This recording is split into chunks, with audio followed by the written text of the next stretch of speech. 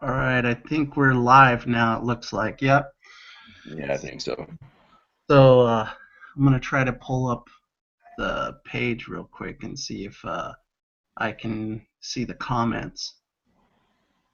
Yeah, so to see the comments, you go to the actual YouTube Hangout, and then there's going to be a small box down in the right bottom where people can comment and ask questions. Oh, so you just pop open that box or? Yeah, so like when you actually go to the video manager, it'll show you your Hangout.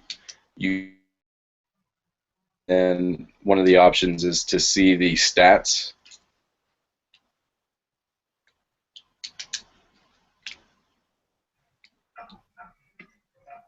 Weird.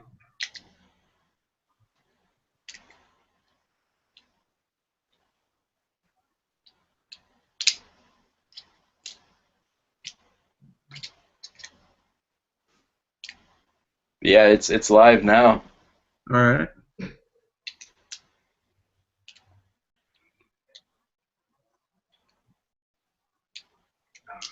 Okay, so I guess it takes a little bit for people to sign in. Yeah, yeah, it always starts out pretty low, and then as we go along, people start shuffle it in. Mostly when people watch, most of the time, especially when we do it midday like this, most people will actually just watch it later because once this video is done, then YouTube will actually upload a copy to your video feed so people can actually come and watch the video from there. So Okay. 2, 3 days from now, if people want to watch this, it'll just be on your actual videos, and they can watch it then. Okay. And then once it's there, you can trim it as well or Yeah. no? Okay. Yeah, so after that, like you can actually trim this whole front part, and you can do like a your introduction or whatever right now, and then you can actually start the video from there. Okay. All right. That sounds cool. Are you seeing anybody logged in? Because I wasn't seeing it myself. I can't actually see anything like since you're the one that started it on Okay. the actual Hangout on Air, like the main page. It shows in the bottom right viewers. It shows time. So you're the one that has all that information. I can't see that.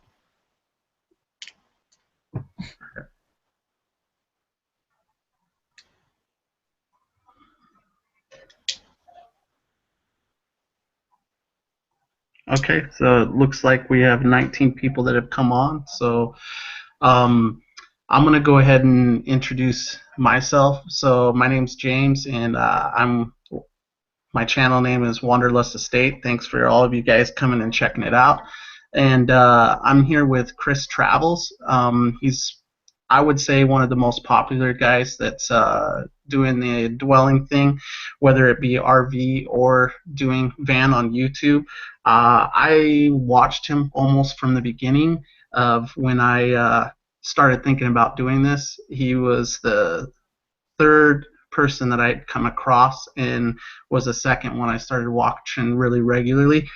If you guys get a chance after the end of this video, I'd love it if you guys could go over, if you aren't already subscribed to Chris, go ahead and go over to his channel and subscribe to him.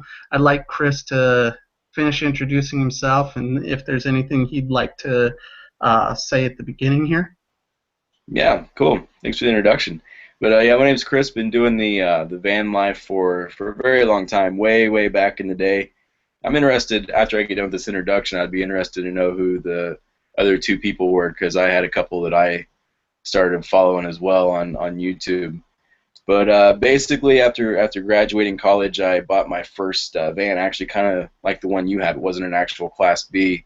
I removed all the seats, put cabinets in. This is before I knew about YouTube, and actually the whole van dwellers, the bug out vehicles. This was just kind of on my own, just kind of something I wanted to do after I graduated college. Took off with my Husky.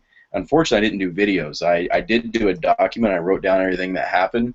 I'm still trying to track that down. I had some friends that helped me edit it. He's actually looking for it here pretty soon. It's one of the side projects I'll be working on. But yeah, just drove around with my Husky for a while, and then what happened when I got back to Indiana, I made a video for Craigslist. I was going to sell the van. I was wanting to get a Class B. Sounds kind of familiar, right? And I posted it on YouTube so I could link that YouTube video to my Craigslist account. And then all of a sudden I started getting all these hits. I was like, what is going on here? Like, what's up with people interested in these vans? And then I did another trip, and this was with the Class B, and I still didn't do many videos just because I didn't know about YouTube.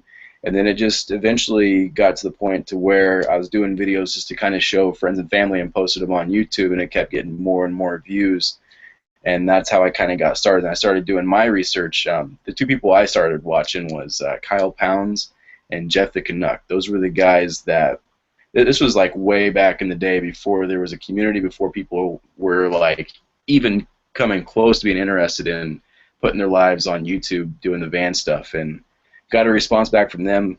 Like back in the day, I was excited to get 20 views on a video, you know, like just getting started when the community was that small, and just being able to watch Jeff the Canuck and Kyle Pounds live out of their van and just kind of travel around.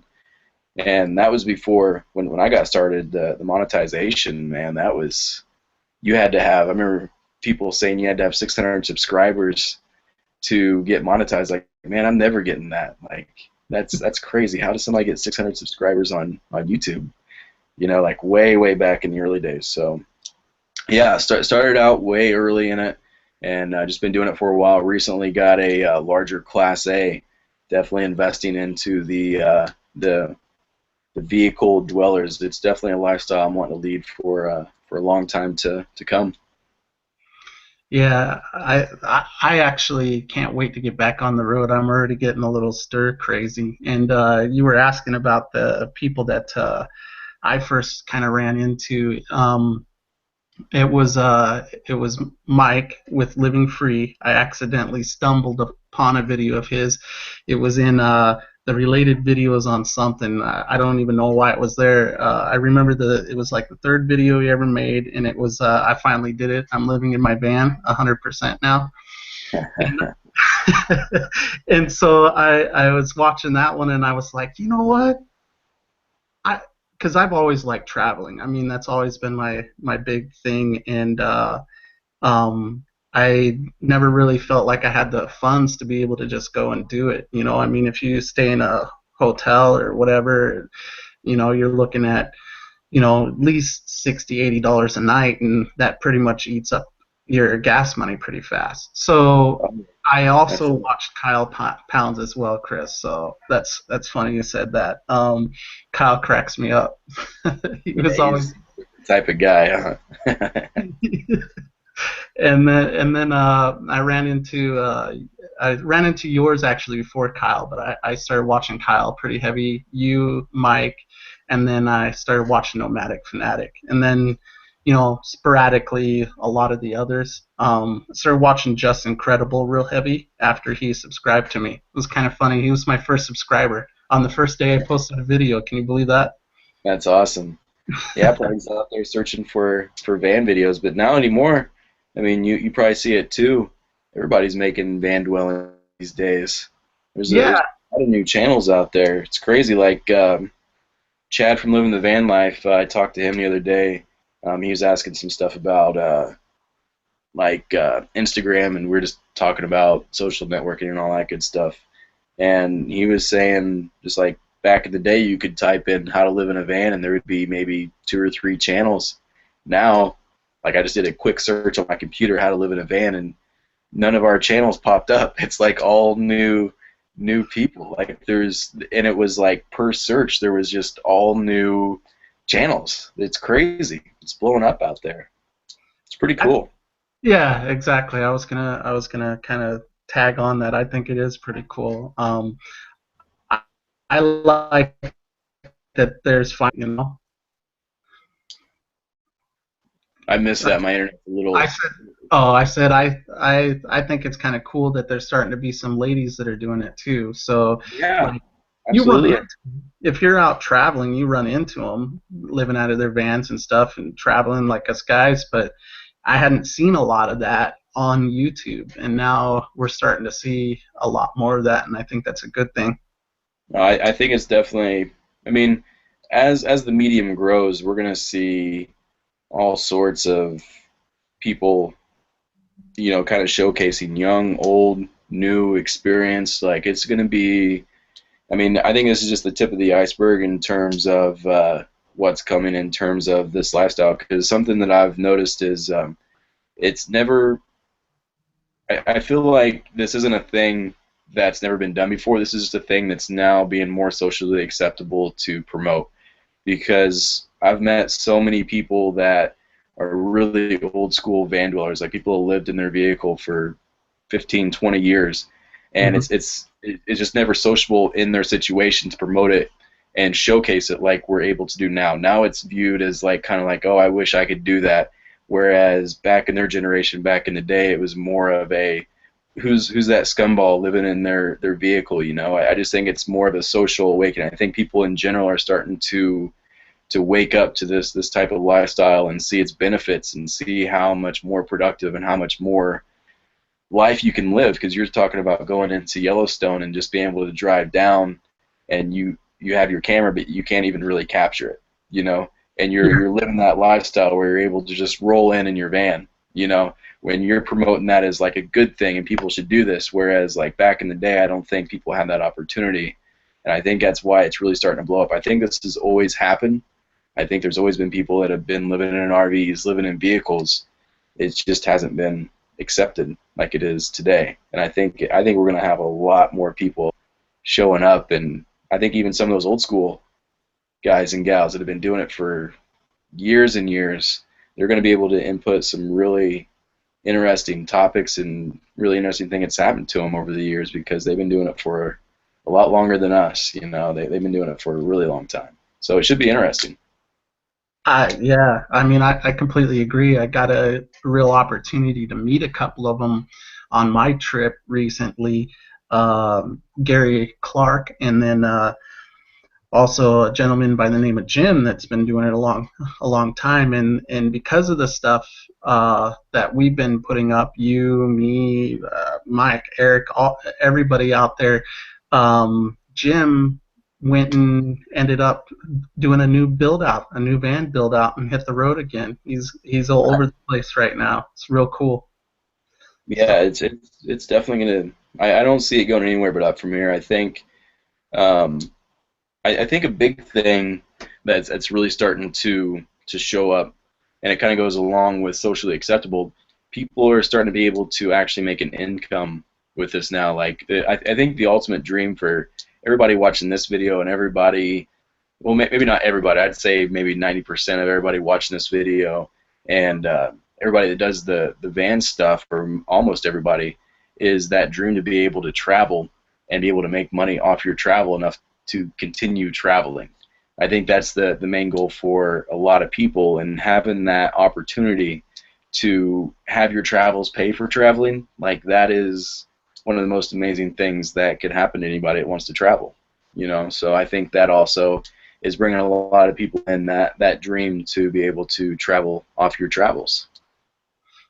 it's really exciting, actually. I've been looking more and more into things to be able to fund it as a full-time lifestyle, and um, I'm feeling like it is possible. It's a lot of work, especially in the beginning, before you get traction. But the exciting thing is it is possible. There are dozens of people that are already doing it, and I think that's really exciting. Absolutely.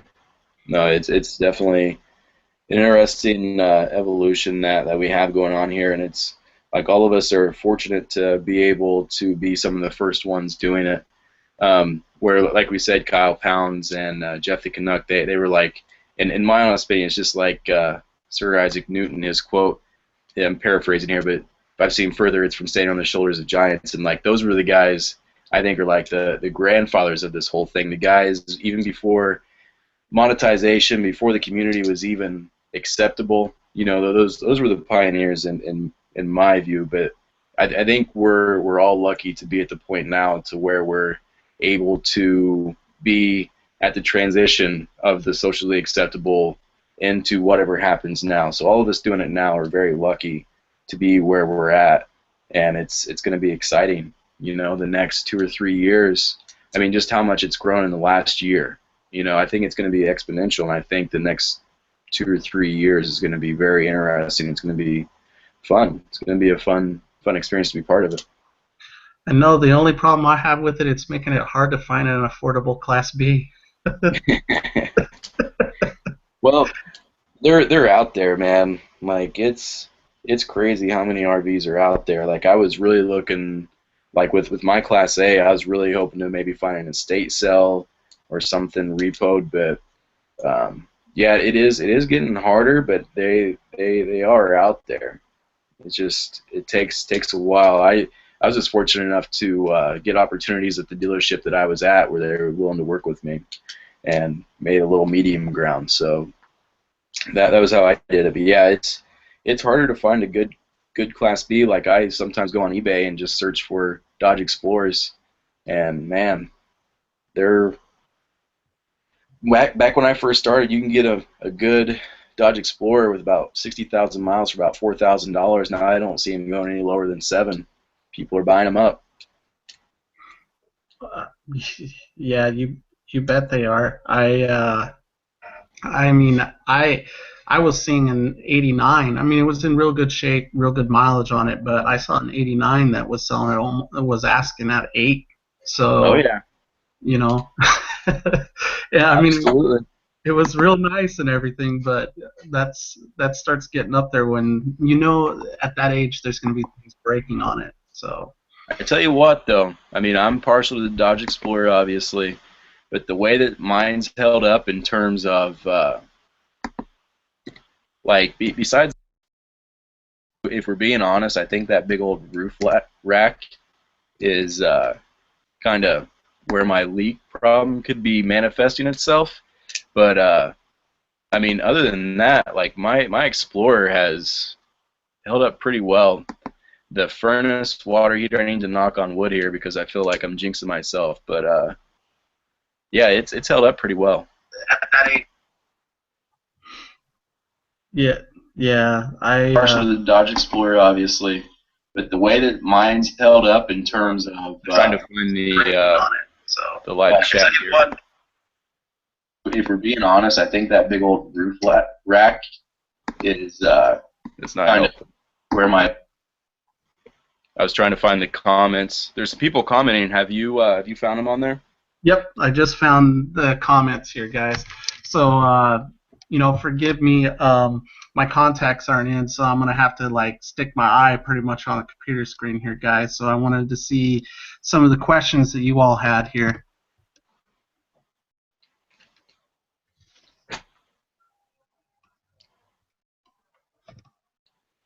I tried to go there and find the comments, but basically what happened was is you could hear it. It kind of just reverberated with what I was searching.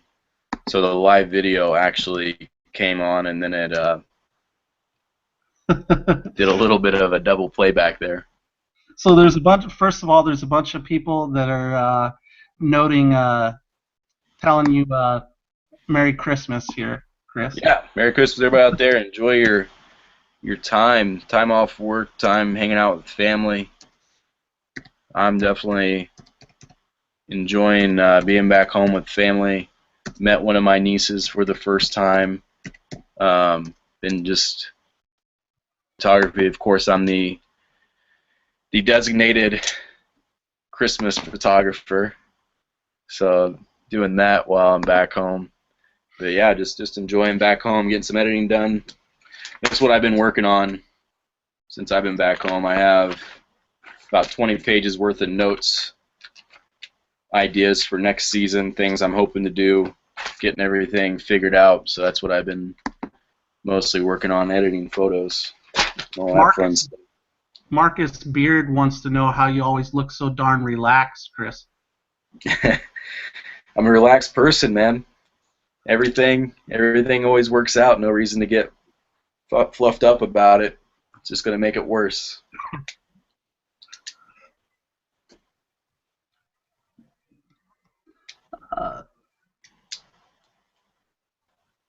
Some of these are kind of crack me up, man. Hey, Drury, that's right. Reduced world suck, buddy. I wish I could see them too. If Chris, you can. What I just did is I turned off the. I went to my video page, the main home page, Yeah. and clicked on that on YouTube. If you pull that up and turn off the volume, it doesn't feed back into the thing. If you want to try that. Okay, I tried pausing it, it didn't work, but yeah, Oh, I the see it. volume wouldn't work. I got it.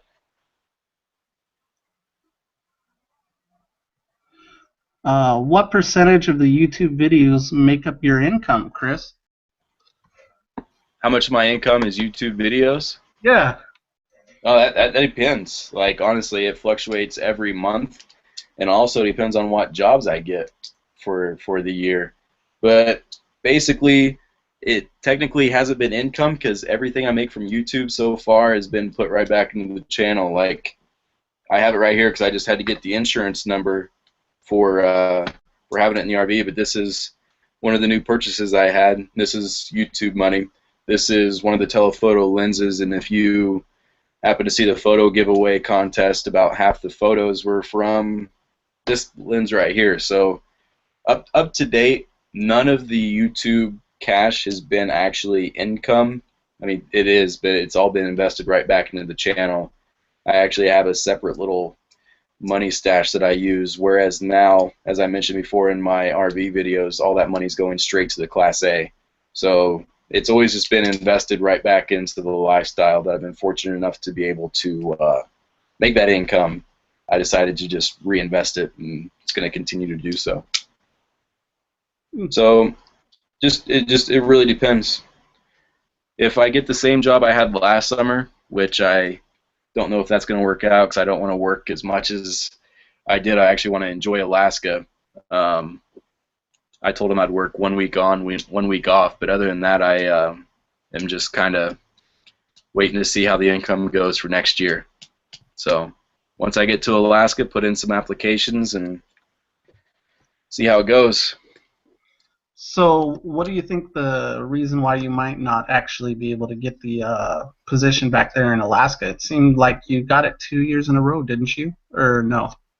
Well, I honestly think if I wanted to get the same job, apply for it, do the whole thing, I don't want to sound uh, cocky here, but I really like I got top bartender. Like when they did contests, when they do sales contests, I did pretty well on them or won them. So I feel like I could have it, but it's like working on the train. We're going to be working more hours next year, or the crew's going to be working more hours than what we normally do. So as I mentioned before, it's 16 to 20-hour days, and it's days on end. So you might get 5 hours of sleep, wake up and do another 20-hour day. And I felt like I wasn't really enjoying Alaska. I feel like I was just constantly working, constantly tired.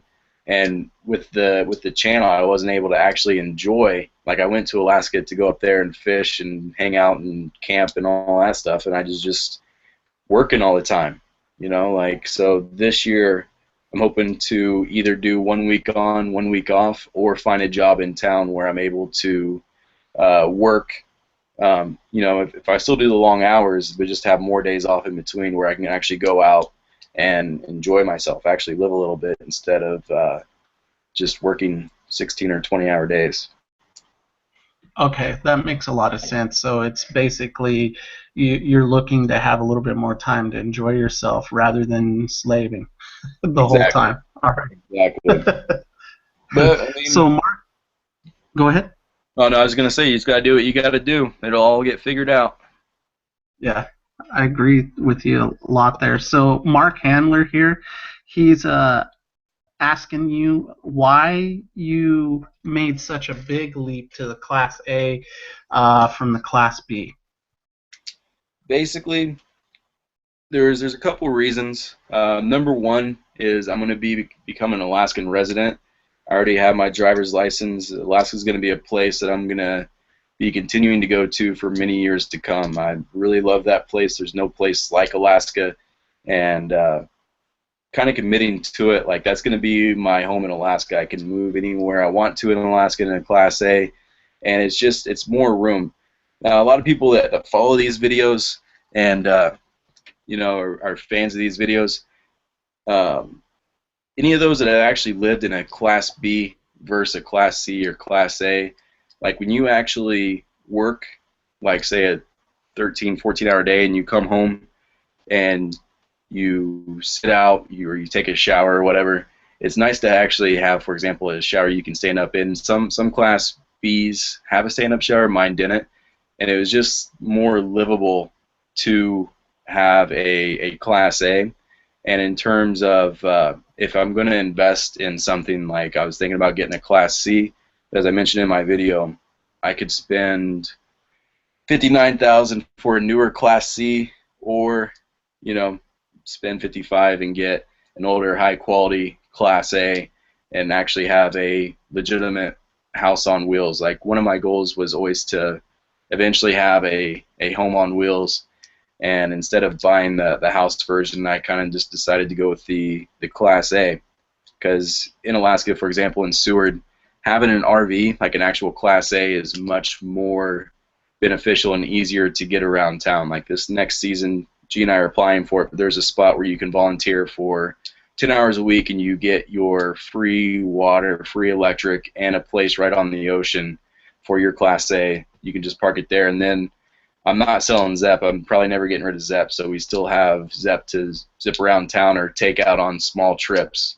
So it's just more of a commitment to the lifestyle, and more of a commitment to Alaska, because as I mentioned before, rent in Seward is absolutely not cheap. And G and I combined spent $7,000, a little bit more, last summer alone, from spring to late fall, and I'm not doing that again. There is no way I'm paying that much in rent ever again in my entire life. That was a tragedy.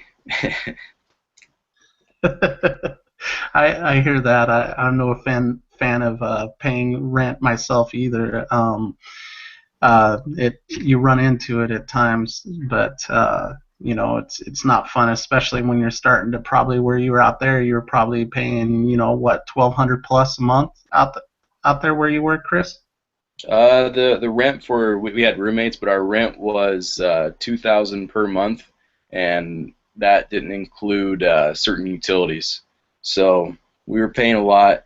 And then after we moved out of there, we moved into a friend's place. We got an awesome deal, but we were still paying, you know, utilities and everything, just over 1,000 a month. So it adds up. It just continuously adds up. You're always paying a little extra, and just not too cheap in Alaska at all. Anything you do up there is not cheap. Yeah, I hear that. I was aware of that prior, just simply because I grew up with a gal whose dad went up there to work every year. Oh, yeah. So yeah, so he worked the pipeline, so he used to come Made a home. lot of money up there. Yeah. So Tyler Davis here was asking you whatever happened with your AT&T deal. AT&T, it's still in limbo. I'm still trying to figure out the best way to get a subpoena. I called them and told them not to delete the audio file. Basically, what I think is going on, what I've done some research, you might have seen the FFC, the FTC, Federal Trade Commission. Yeah, the FTC has sued them over certain things, and they're about to sue them for the unlimited data. But I think I use a lot of data. Sometimes I'd upload videos from that. Sometimes I would just stream Netflix while we're in the van. I think my account was actually targeted because I use a lot of data. And I think they know they're about to be sued by the FTC to allow that unlimited data to come back without any restrictions. And I think they actually cold called accounts that were high usage, mine. And they happened to get my grandmother because her name's on the account. And when they called her, they said, "Oh yeah, it'll be on there, it'll be on there." And this is the height of the season in Alaska when I was working, so she mentioned something about it, but I was working or something, just didn't even pay attention to the text. And then once my data started getting like a little weird, called and asked what was going on, and that was it. So right now I'm still trying to figure out the best way to get the subpoena, to get the actual audio recording, because they won't let me listen to it. unless I get a court-ordered subpoena. So that's always fun. That sucks. EC Yeah.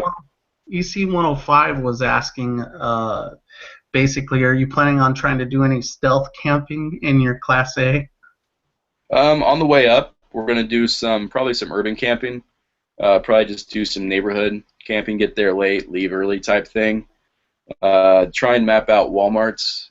I think the route, well, the route we're gonna take, I'm actually gonna do a video on it, but my goal is to meet up with as many people out there as possible. Do RV tours, kind of like your life, where you're at in the RV community, like the things you're trying to do. Obviously, can't meet up with everybody, but love to just do some interviews with people and their campers, and just people kind of like their story and why they're interested in the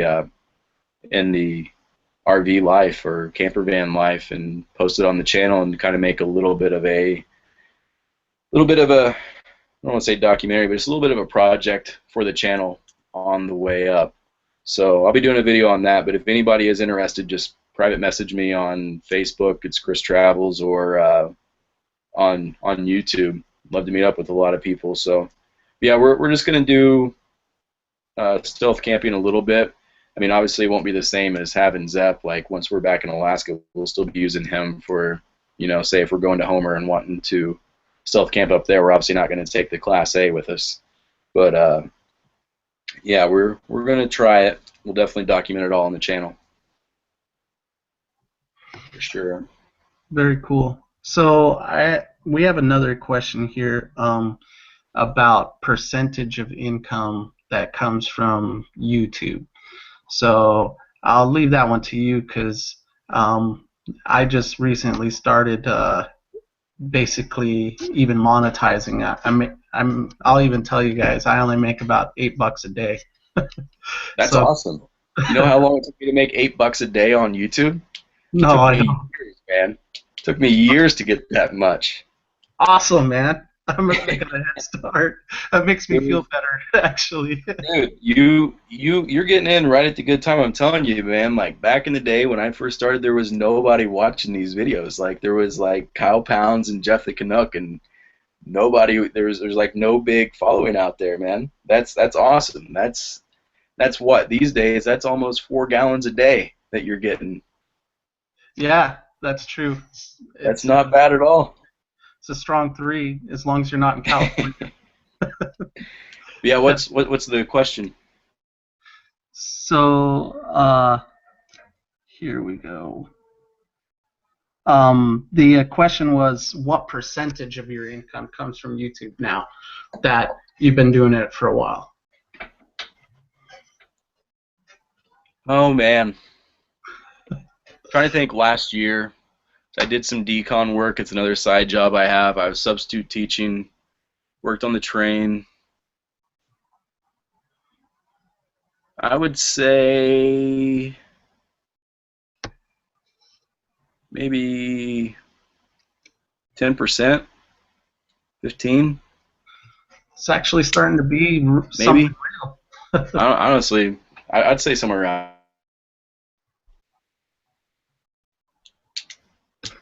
Okay, so that answers that. So we have Dan Salant asking, what do you guys think of Sprinter vans? I don't know. What do you think?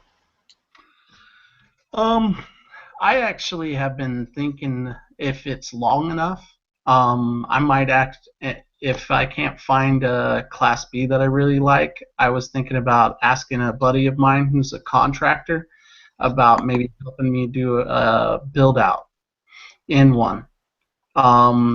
Although rather than a Sprinter van, it's actually more reasonable, I think, cost-wise, if that's why you're going to be doing that, to really just have one of those high-top shuttle vans and then do some kind of build-out. But just because the Sprinter vans, everything the same, cubic footage, internal cubic footage-wise, and mileage wise and stuff, you're going to be paying a good $6,000 more for the van. That's my take on it, anyways.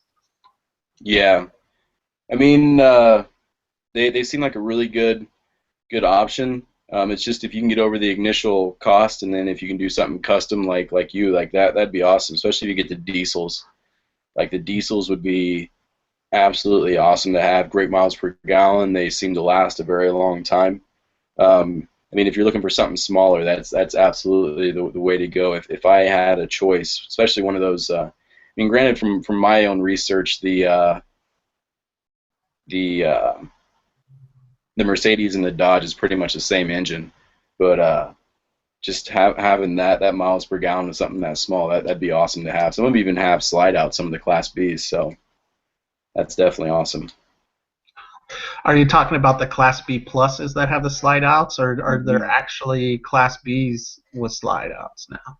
Yeah, yeah. There was a when I was dumping the tanks in Seward one time, there was a guy that had one of those, and he just kind of showed me a little bit of it, and it was awesome. Had a full slide out. They had a full little living area in there. It was really cool. Wow, that's really cool. I Yeah. would love to see it. Did he let you take any pictures or video? No, it's one of those things like with the older generation, you kind of gotta. It's harder with the older guys. Um, and it was him and his wife and this dude, because at the time I had Zeb with me. I had a big old beard, and I'm sure I was just got done fishing and had a bunch of stinky clothes on or something. I doubt he'd let me whip my camera out and take some video of his van. It's definitely a finesse trying to get that all figured out, trying to get people to do videos with him. But no, but the thing is, that's probably a $95,000 to $100,000 Class B at least. Like those things do not come cheap. Yeah, I mean they're nice. I like almost all of them the way they look anymore. They seem to do a really good job on the newer Class Bs. Obviously, they're nowhere near uh, my price range or anything, but they're pretty special. I do like the wide body though. That's Catalina, and I've been kind of looking at stuff, and she definitely, if I'm gonna make us do a Class B, she said that she would definitely prefer the wide body. More space, man. Yeah. There's ups and downs to both of them.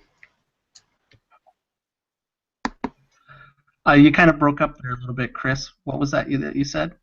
I said there's ups and downs to everything you can do.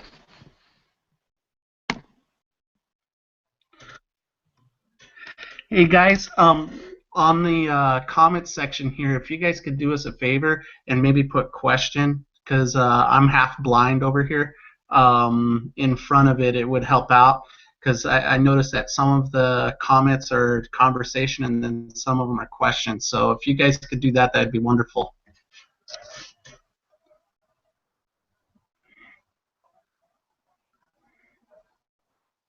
Okay, so we have Noble Nomad, Chris, who's asking if the jobs up in Alaska actually pay enough for you to be able to truly live up there. Oh, absolutely. There's people that go up there and work for 6 months and then live the rest of the year off what they made during the summer. Summer in Alaska is nuts. And for example, in Seward has around 2,500 people, I think, during summer. It bumps up to about 5,000, and jobs open up. Like right now, if you went to Seward right now, there'd be maybe 2 or 3 restaurants open during the summer. There's 7 or 8. Uh, even fishing jobs, getting a deckhand job. I know some of those I know the captains. Captains alone, if you have your captain's license and you do 6-pack charters, you get $500 per day from the company, and then you get tips on top of that. And if you think about that, those guys hardly get days off work. They're working like 7 days a week all summer. Now think about how much money they're making up there. They can definitely live off that. One of my friends up there that I met, he took me out a couple times. He's basically paying his whole medical school by saving up from Alaska. So it's just getting up there, man. It's just because a lot of people a lot of people don't realize, like, it's not that hard to get a job up there. It's not that hard at all. You can go to many websites. You can just show up there, and especially if you have a camper or RV. Granted, you'd have to get your parking spot figured out because people are kind of strict on that. But you can go up there and park in Homer, Soldotna, Seward. You know, you can go up to Talkeetna. A lot of those places, man, you show up and you have an RV and you can halfway talk to people. You know, you're bound to make some money. That's real cool. So we have another question here about whether you have any plans to take the Dalton Highway up north to the top of Alaska. I thought about it. It'd definitely be something done in ZEP. I know that. I wouldn't take the Class A up there. But I actually looked into it last year, and when I looked into it, it was like June, and one of the high passes had snow on it. So that's something to think about. I mean, I think it'd be awesome. I think it'd be amazing to be up there during winter for the Northern Lights, like get photos of the Northern Lights up there during winter. But it's just I hear the road's pretty rough. If it comes down to it, to where if the weather works out perfectly fine and the money flow works out fine, it's something I want to do. But like I said, I plan on spending many years up in Alaska, so maybe that's something for the future once I'm able to invest maybe some suspension work and whatnot into ZEP.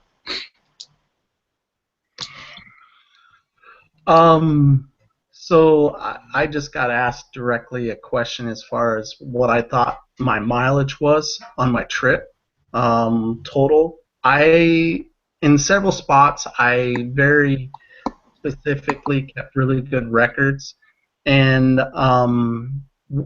most of it was to compare what kind of fuel economy difference I had at 55 or at the higher speeds. And I got 19 miles to the gallon on average driving at 55, which with that V8 seems like really good to me. And then if I sped up over 60, it would drop to 17, and then I didn't really see a big difference in a drop, as within the speed limit after that. But I get about 14 in the city. So, Chris, what kind of mileage do you get in ZEP? A little less than 10. That's what a lot of people, they keep telling me about the gas mileage in the Class A, how it's going to be so bad. But, man, ZEP gets like less than 10 miles to the gallon, so it's not going to be that much of a difference. And, I mean, granted what form you watch, but around the 30-foot Class A's that have the V10, if you keep your foot out of the gas, they get around 9 at high, 8 to medium, 7 to low, so we'll see. I mean, I'll definitely be keeping track of it, but I'm glad gas went down. I'm definitely glad about that. It's like half of what it was from what I remember last time I was home, so hopefully it stays down for the trip up. I hope so too when I get back out on the road, because I will be honest, it helped me. The gas price definitely helps out a lot. So we have another question here.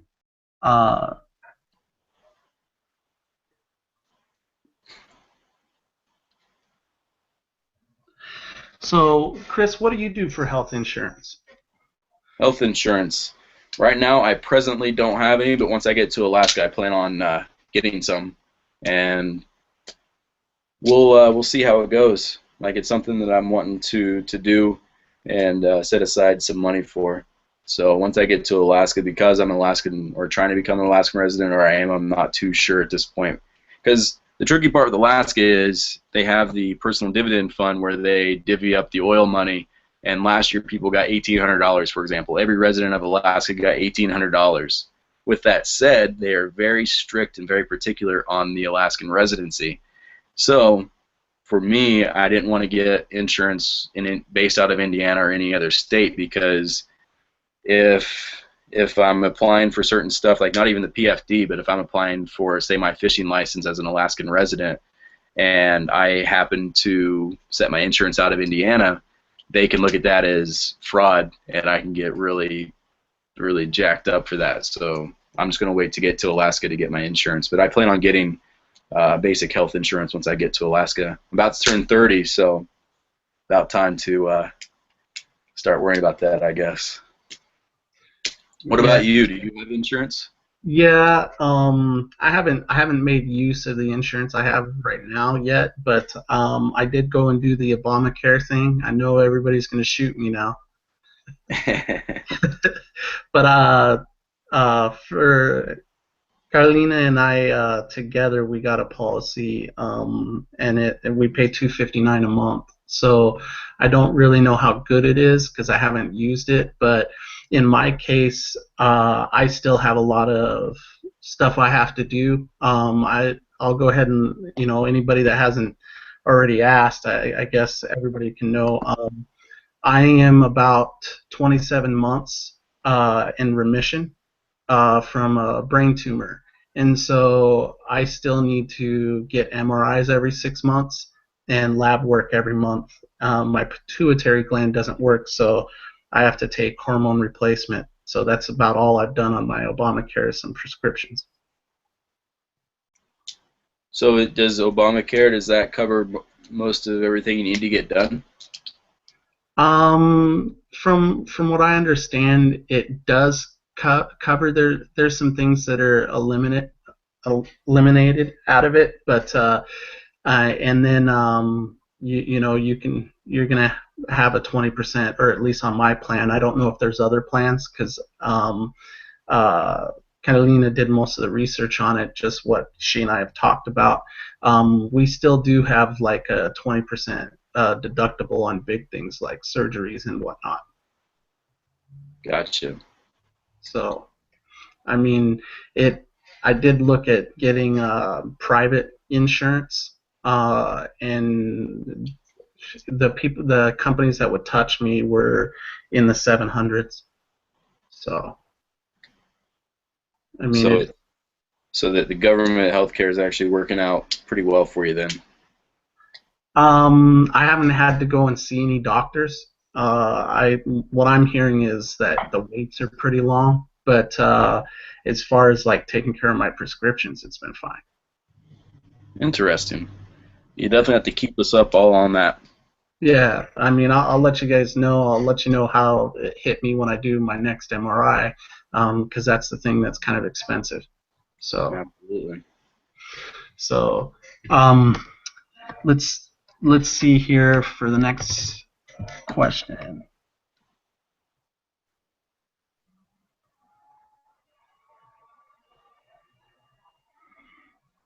So, Chris, do you have any plans to go visit Europe?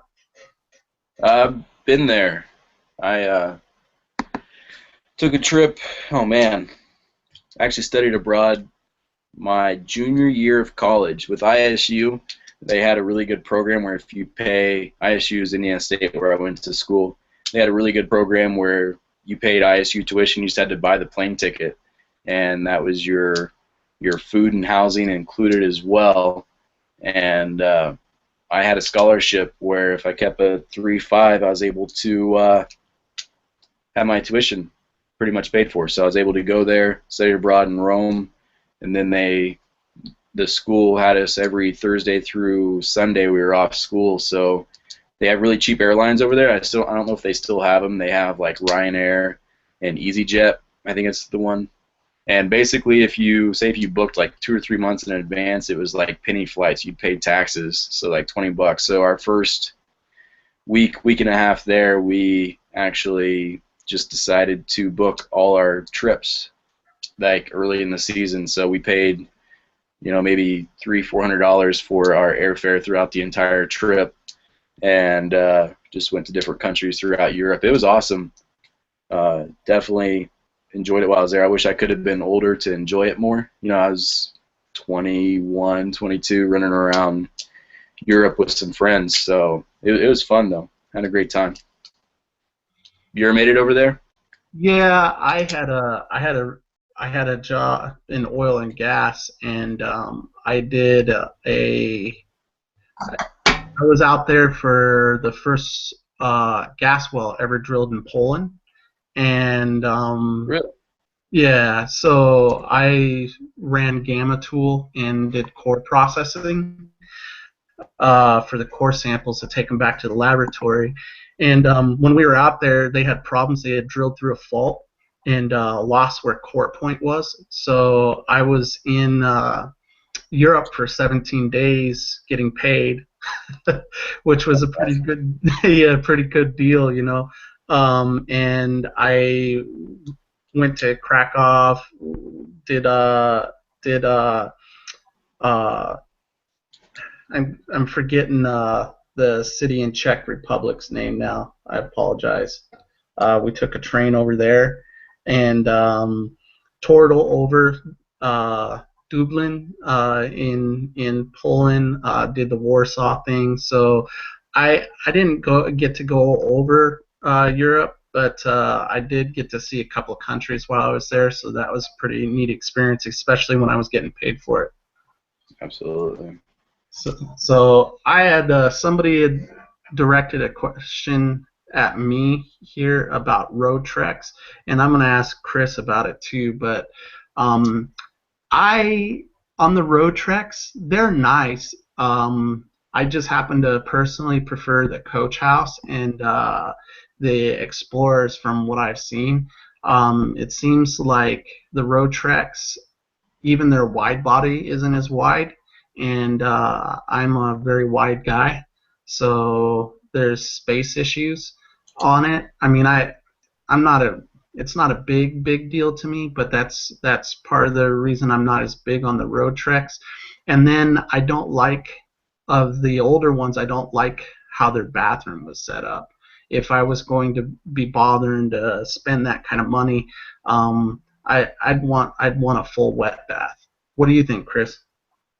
To be honest, I've only seen the Roadtreks in the different companies. Like I've only personally dealt with the Explorer company because that was the one that came through, and that's the one that I've stuck with. So I actually haven't seen any of the different ones. Now, in terms of like build quality, I always hear the Roadteks are some of the best you can get. So if you do happen to find one that's in good shape, like definitely check it out.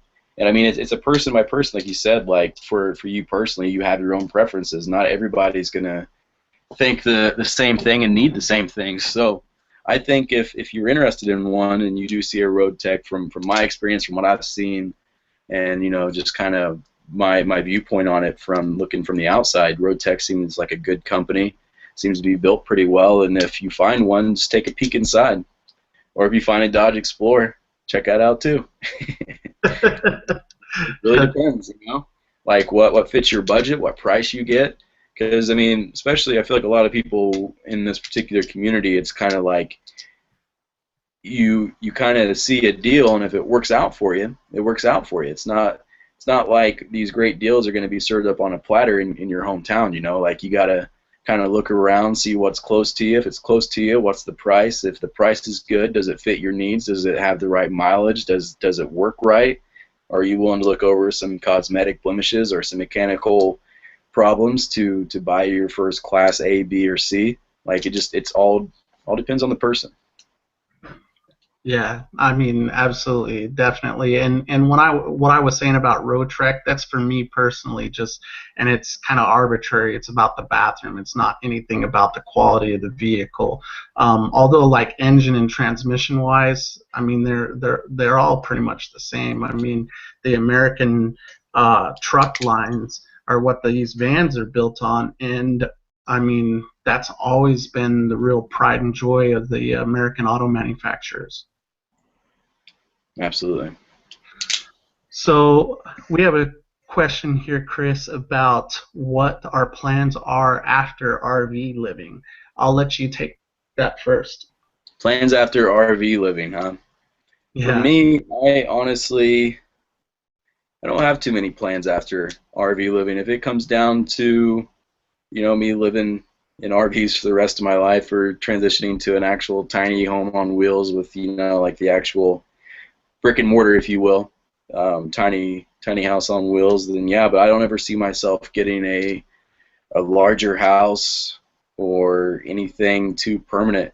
You know, there's a lot out there to see and there's a lot out there to do. I don't ever see myself staying in one spot all too long. I mean, granted, you never know what the future holds. I mean, For all I know, tomorrow I could walk outside. You don't know what's going to happen in life, and I think that's kind of where that whole mentality for me comes from. Anyways, like you honestly don't know what's going to happen or what the future holds. So all you can do is live the best you can. And for me, living the best I can is continuously moving and seeing what's out there. So at this point, at this juncture, in my current state of mind, I don't see myself ever really stopping the RV lifestyle. So I'm kind of follow the same suit as Chris on that. So guys, I've already owned the excessively large house on the Snobby Hill, and I mean, I had a 30 at one point. I had a 3,200 square foot house on Prune Hill, which is in Camas, Washington. It's considered a more upper crust neighborhood, and to tell you the truth, we used maybe 10% of that house. Um, the electric bill, the bill for watering the grass and keeping the landscaping up, and heating it in the winter and everything like that really ate up my um, extra money for doing a whole lot of things. Especially since I was pretty early in my career. I did have a decent job, but at the time I kind of let it bite me. So if I do leave the RV lifestyle, if I did at some point, which I'm not, it's not like I'm not going to keep that open, but if I did do that, I would probably be a little bit more the tiny house kind of lifestyle, maybe not quite as small as that, uh, maybe a little bit larger, but on some property. I'm not. I'm just not. I'm not really thinking too heavy on anything like that. I really, really love. One thing I really, really love about this lifestyle is, you know, there was points in my life in the past where I actually felt like I was owned by my possessions, and the ability to be mobile that you have, living this lifestyle, um, removes that feeling, first of all, and second, if you're fitting everything that you own in that RV, I mean, then you're not owned by your possessions. And so I don't really ever want to get to a point again where anything owns me. I've heard people talk about stability, owning a home and having that fixed location is the definition of stability. And I'm not going to argue with that point. I mean, that might be accurate, but for me, if owning a stick-built somewhere in a fixed location is stability, then stability has too high a price for me. I personally don't want to give up my freedom to have stability. So. Absolutely agree. I've been fortunate enough. I don't know how it worked out for me, but I've been fortunate enough to not have to have the first house to realize that. I don't even know how that worked out, but actually I think it was when I did my internship for college. I think that's actually what it was. I didn't have an actual house. I had a nice apartment just outside of Chicago, like making $20 an hour as an intern and working the 9 to 5. And goodness gracious, that was an eye-opening experience. That was definitely something I never ever want to do again. Like I don't mind working hard. Like that's not a problem at all. But doing that 9 to 5 day after day, and then them saying if I did come on full time, I'd get 2 weeks off paid vacation. I was like, that's the highlight of the year. 2 weeks where I actually get to go out and travel and see stuff. No way, man. Like there is no way I'm doing that. Like that was. I guess we're both just fortunate that we were able to see that and have the opportunity to go a different direction instead of being necessarily stuck in it, you know.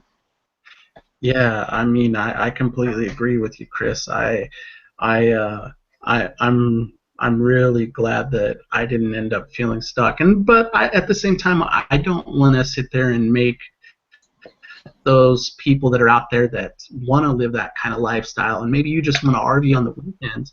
I don't want to make you guys feel like there's something bad about your life just simply because you've chosen to be static. It's just not for me. It's not what I want. I want to feel truly free, and I think Chris is kind of the same way on that. Absolutely. I think the biggest part of me actually growing up and being the person that I am today, the thing that kind of, as you get older, your views change. I always used to look down on, like, for me personally, like people from where I'm from that get married at like 20 and have kids and are just stuck. Like I used to look down on that, and as I got older and I guess just more mature and more knowledgeable about other people, it's like I have absolutely no right to judge them on their decisions, just like they have no right to judge me on mine. Like they're leading their life, and if they're happy, if they're not happy, it doesn't matter. Like that's their thing. That's their life. In no way, shape, or form am I able or justified to be able to put anything on them for their decisions. That's the decisions they made, and that's just that's their reality. That's just the way it is. You know. So yes, I absolutely agree with you there. Like it just took a little bit for me, but granted, I was like 20, 21 when I kind of had those views, like just kind of young and no real experience out in the world quite yet. Yeah, I mean, totally. I obviously, and I'll be honest, like, when I was younger, on the other end of it, while I was obtaining those kind of possessions, there was a feeling of pride that I was experiencing from it. I wasn't really ever happy with it, but it kind of boosted my ego, and I didn't necessarily look as positively as I do today on people that chose to not have things and to go grab a backpack and to live free. And a lot of people, they would have something negative to say about that. I think that are in a static and love a static lifestyle. I just want to make sure that we all know it's okay to live whatever lifestyle that you really want, but make sure you're choosing it. Like Chris said, there are places where if you don't really think about these things, you can get stuck, and that I think would be pretty rotten to be stuck in it and not want to be there. Absolutely. Slippery slope. Yeah, for sure. So we have a question here that I think is a pretty good one, and I haven't really done my research, so I'm going to have to defer it to you, Chris.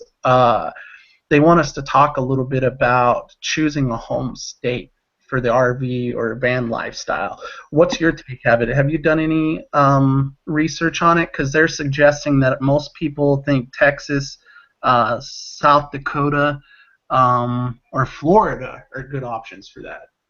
Yeah, absolutely. So it depends on the type of traveler you are. Like for me, my best home state's Alaska. The reason for that is the taxes in Alaska. The dividend fund is a great plus. I love the fishing. I love the photography in Alaska.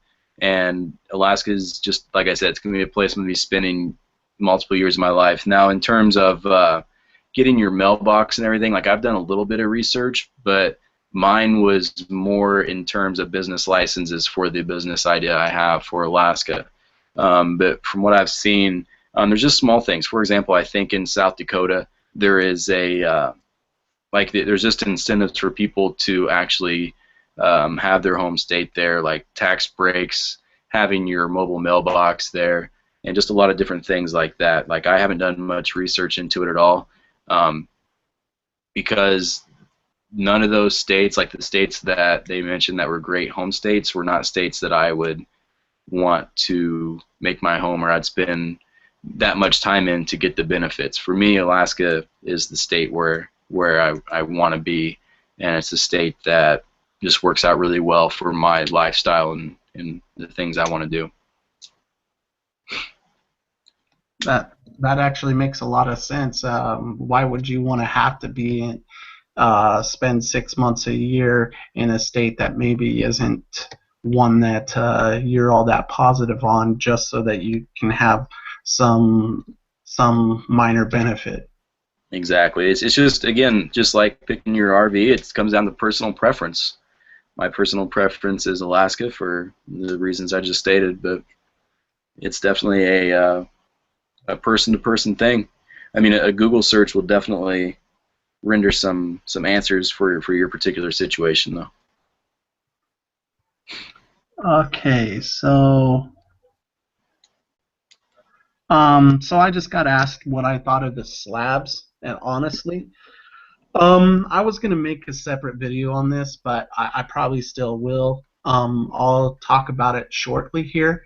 Um, the slabs is a very interesting, and I'm not using interesting as a word to skip saying something negative. I really mean interesting mix. So you have you have most, I wouldn't say all, you have most of the um, types of people in the slabs that you have at any sample that you take in any other place. It is changed a little bit, but you're going to have your tweakers. There's your tweakers out there.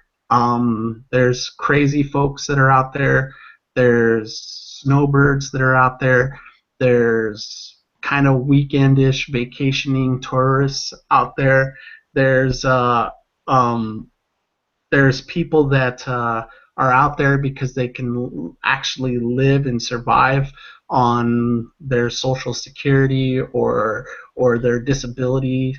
And the slabs is somewhere that, for the most part, if you're careful about the specific rules that the people at the slabs have, it's actually generally pretty safe.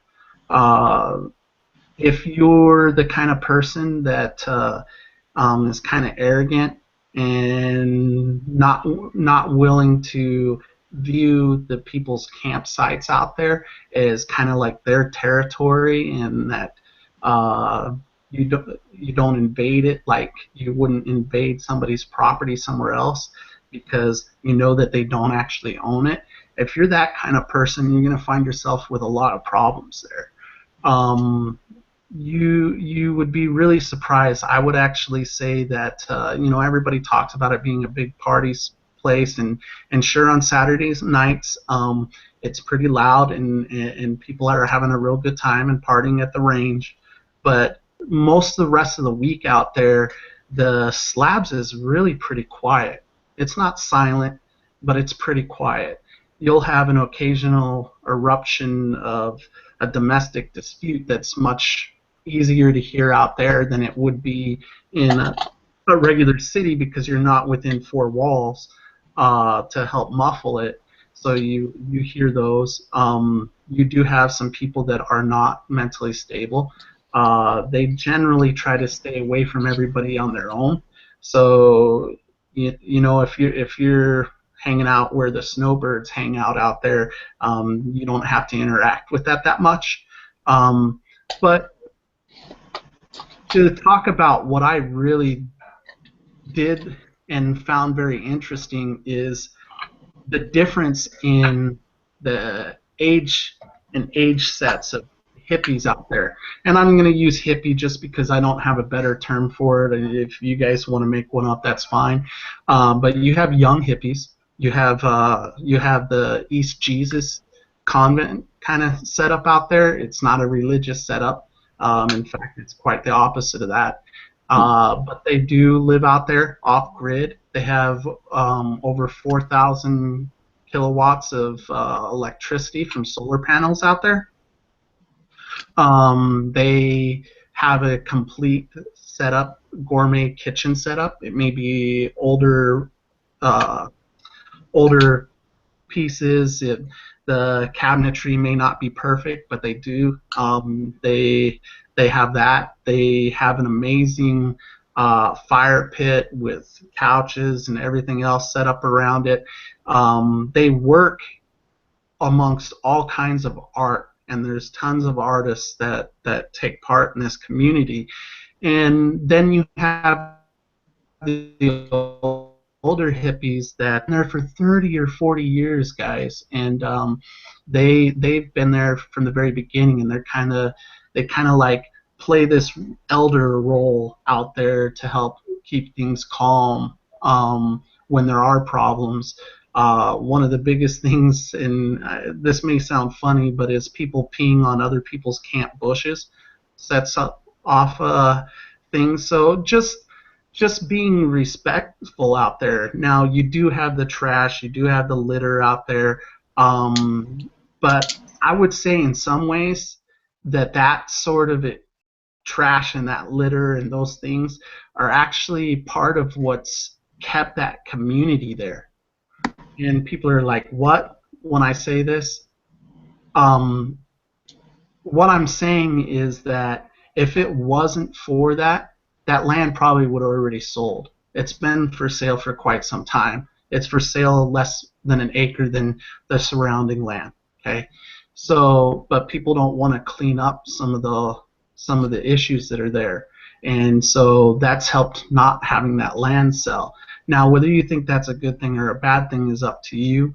The whole area isn't a dump, but as far as like just a trash waste, I think a lot of people would probably consider the way that some of them are living, it's more squalor, although a lot of them may live basically building structures and living arrangements out of trash out there, that, or at least most of us that aren't from that kind of a lifestyle would see it. They're building themselves a community out there. One of the things that I really, really appreciated out there, and probably the reason why I might return sometime, is the sense of community out there. The live musicians, the actually some of the skaters. Some of the skaters are really good. Bam Margera was out there. They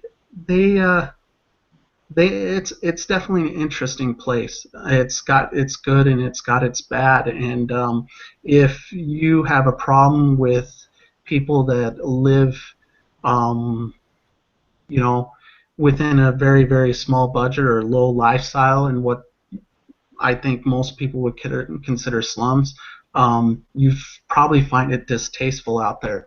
If your focus in life is about human interactions and art and music, I think it's something you probably would want to experience.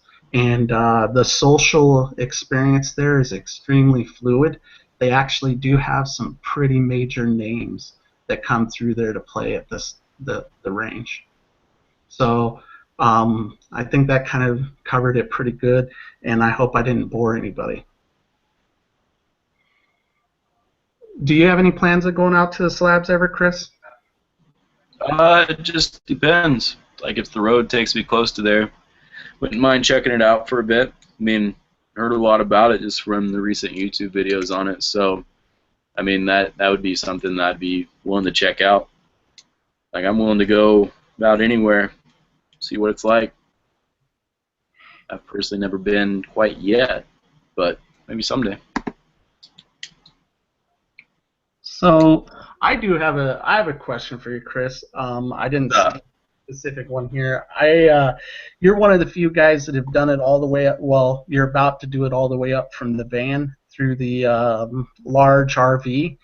And one of your first videos I ever ran into was the video where you were at Panama City, I think it was. You're out at the beach and you're complaining about the sand you were getting in your van.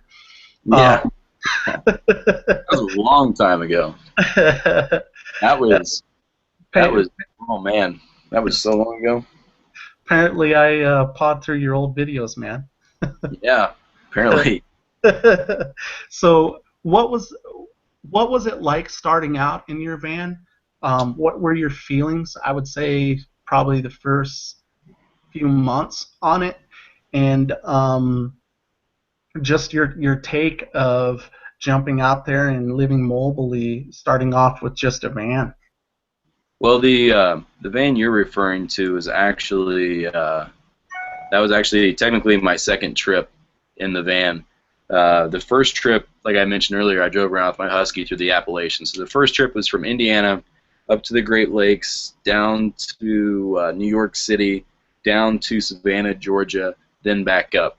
The second trip was from Asheville, North Carolina, down the coast to the Florida Keys, then up the Keys, through Panama City. I stopped there and got a job. So some of you know I'm a bartender.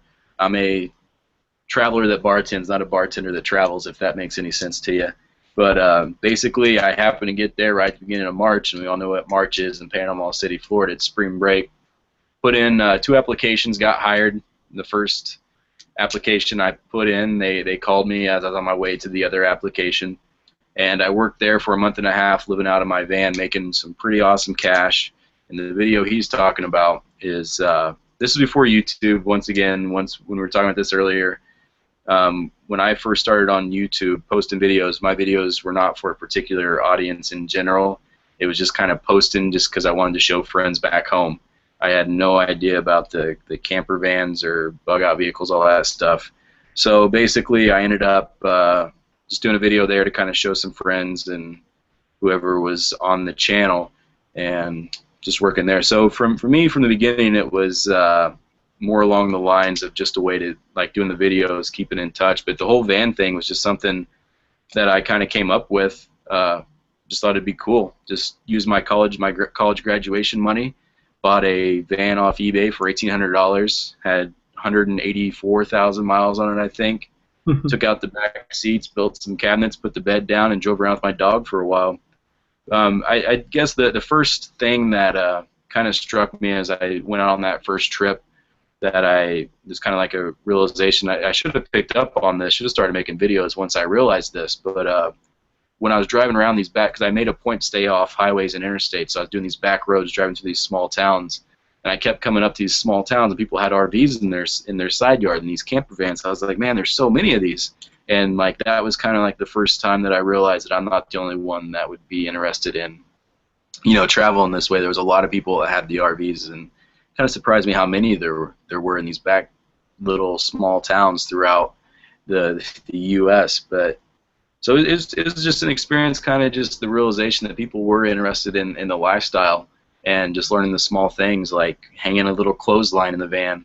Like you just kind of, you're living in the van, you realize it's something you may need, or you might have experienced this. I don't know how hot it was when you were out on the road, but I was driving through, I got a really bad cold in Lafayette, Louisiana, and I basically sweated it out in the back of my van. I was just drinking NyQuil to pass out. I was just out of it. And then I was driving and could not find a shower. I was like sticky, smelly. I'd be sleeping in the back of my van just like sticky. Like, you know how you can touch your arm and it like kind of almost won't, like I was just gross. And I could not find a shower for days. Like I'm talking like 4 or 5 days. I was a sticky, half-sick mess. And I was in Austin. I had a bicycle in the back of the van. I'm riding around Austin. I find this outdoor shower. I had like what were they? They were just like kind of athletic shorts on at the time. I found this outdoor shower and just stood under there for like a half an hour in Austin, Texas. So it's just, it's just small things like that you realize that might not be something that's so obvious when you're not living the van life or traveling in RVs, how important showers are, and how little things that you have in your house, like a clothes rack. You don't realize that you need that whenever you're living, and you just kind of take a string and you tie it on something you think that'll hold, and you hang your clothes on it and see how it goes. So that's how it was when I first started. Just kind of realizing some small things. That's funny. I guess I cheated a little bit. There was a lot more of a community out there when I got started, because I already realized that from the first night, being from Houston, sleeping in my van, I realized from that very day that I don't think I would have been able to, not in Texas weather, humid and hot in the summer, would have been able to do it uh, without having an AC. So I ran a generator and ran an AC unit at night. But during the day, it's still I didn't run it all day, and still you get hot and sticky, and it really encourages you to get out of the van. I had a little 2 or 3 day episode in the Black Hills where I had myself a good cold there too, Chris. I'm just glad it was already cooled off, and I wasn't as much of a sticky mess. But I completely agree with you. I absolutely love my showers, and that stretch there where I was in the national parks where they were starting to close down the campgrounds um, really showed me how big of a deal that is to me. So yeah, um, I I do want to upgrade, but I'm so glad I started out in a van. What do you think? Yeah, mine has definitely been a progression. Like having that pop top van. That wasn't even a pop top. It was a conversion van.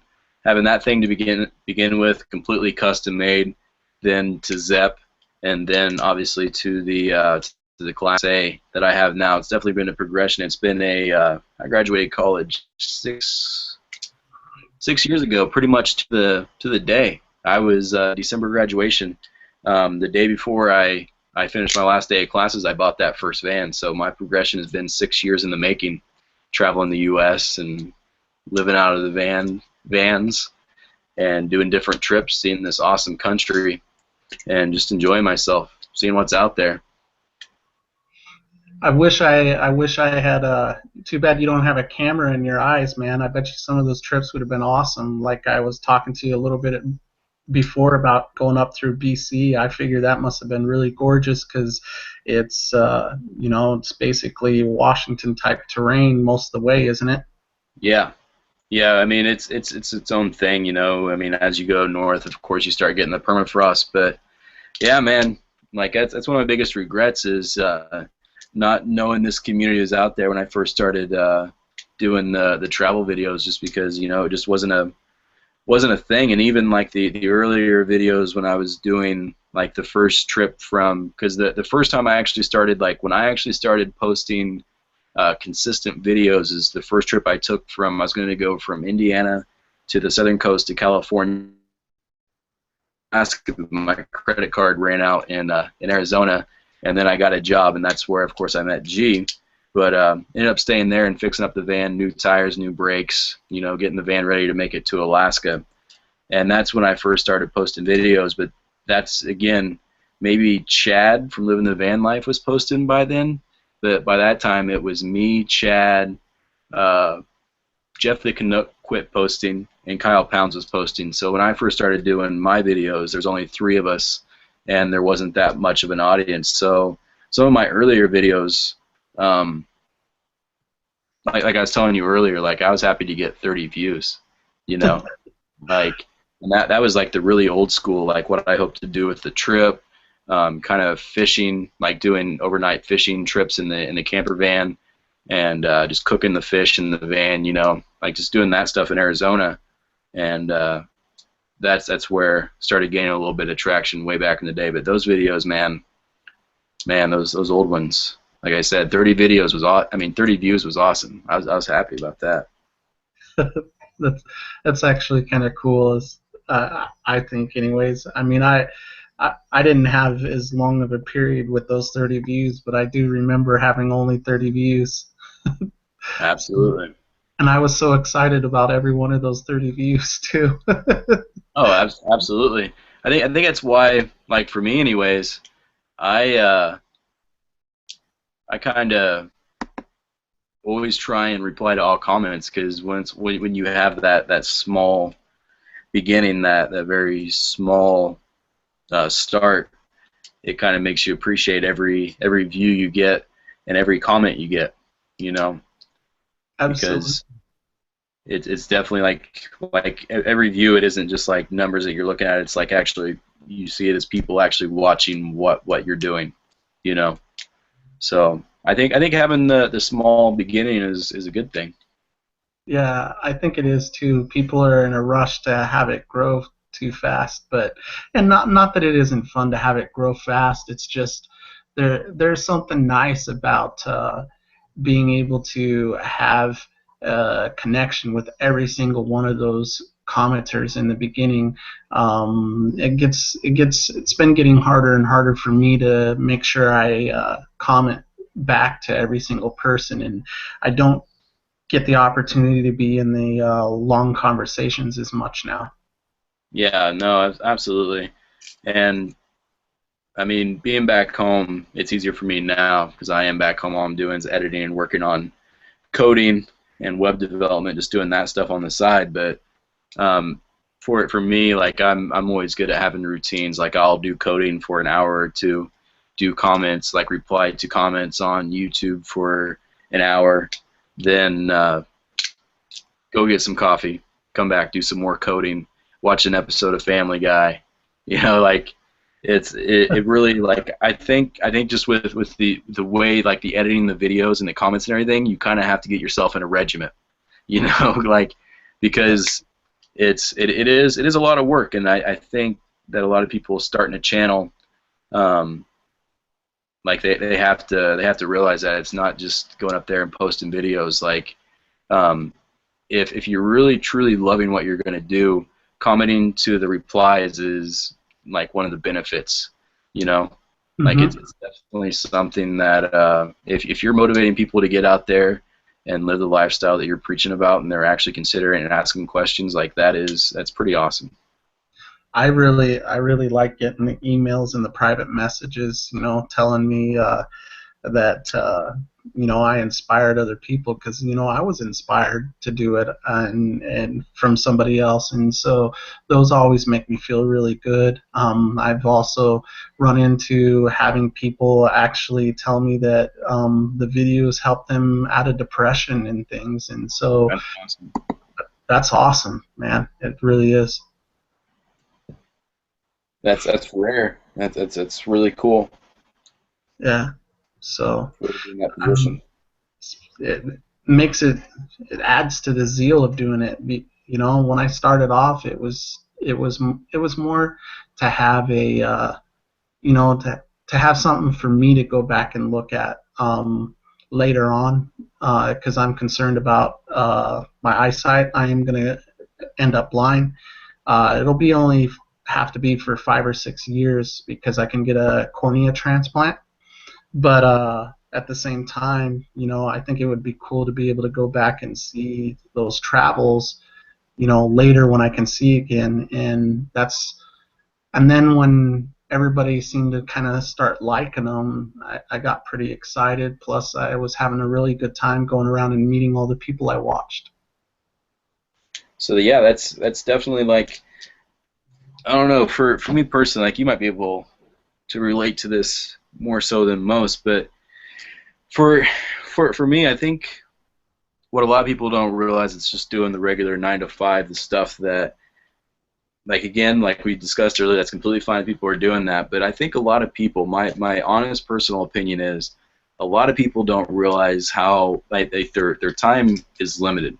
Everybody has an expiration date on them, and the fact of the matter is, a lot of people go through life not realizing that. They just go day by day, just thinking about the next thing that's coming up. And a lot of people don't realize, man, like you have X amount of days to get what you want done, and that's it. There's no if, ands, or buts about it. And kind of like your personal thing, like you have X amount of days you're able to travel, which, like we mentioned earlier, like for you to get money to make it home, you had to hock a camera. Like that stinks, but when it comes down to it, sometimes you gotta do stuff like that to get done what you want to get done, because when you have X amount of time and when you realize that, opportunities become more available because you're willing to do things that you might not normally be willing to do. You know, like that's a big thing a lot of people miss out on, and they don't understand that.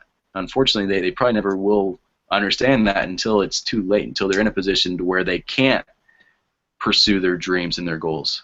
And that's, I mean, that's just kind of what I've seen and experienced. But what do you think? I'm so behind you on that. It's not even funny. Some of your statements would have been exact words that I would have even used. I'm afraid for a lot of people that, you know, a lot of people call them trolls. I don't really know what it is about the people that like kind of give us a hard time on YouTube. Of course, they're the ones that are probably 12 and 13 and just screwing with people. But I think some of them that are on there that are making fun of us with this lifestyle, I just hope they don't end up realizing that it's something that they would love to do, too late. And the too late is kind of rings in my mind a lot because not too long ago I wasn't sure if it was done, and I'd seen so little of this world, and I'd seen so little of my country. I started really aching, and the wanderlust really started biting me when I was talking to a German guy.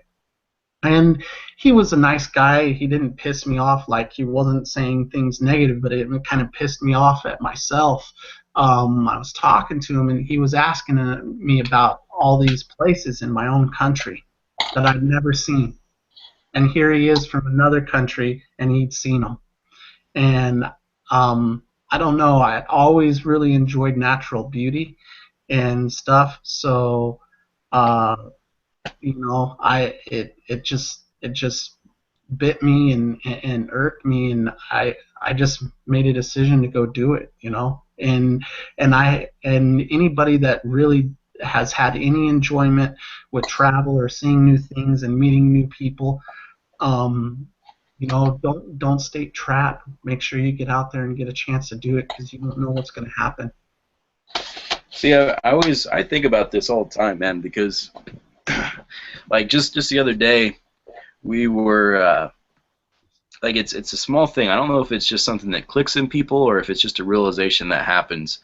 Because the other day, like I was helping, like my grandma got groceries, and I went to take the groceries inside, and then I was picking them up, and then like this might be a little too deep for everybody, but then I just started getting to the point to where I was just thinking about my hands moving and the reality of me picking up these groceries, and I was just like alive in the moment, I guess is the way to say it.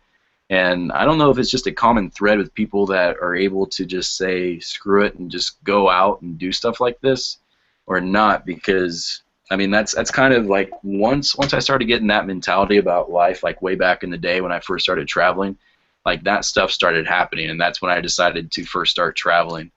So I wonder if that's like a common thread. I wonder if people that are living this lifestyle can kind of relate to that at all, because it happens to me all the time. Yeah, I mean, I would expect it is either that, or you have a lot of maybe there's a bunch of us that are tortured souls the whole time before we get out there. I don't Yeah, know. But I do think sometimes experiences or seeing something happen to somebody else makes you actually value the life that you do have here, absolutely.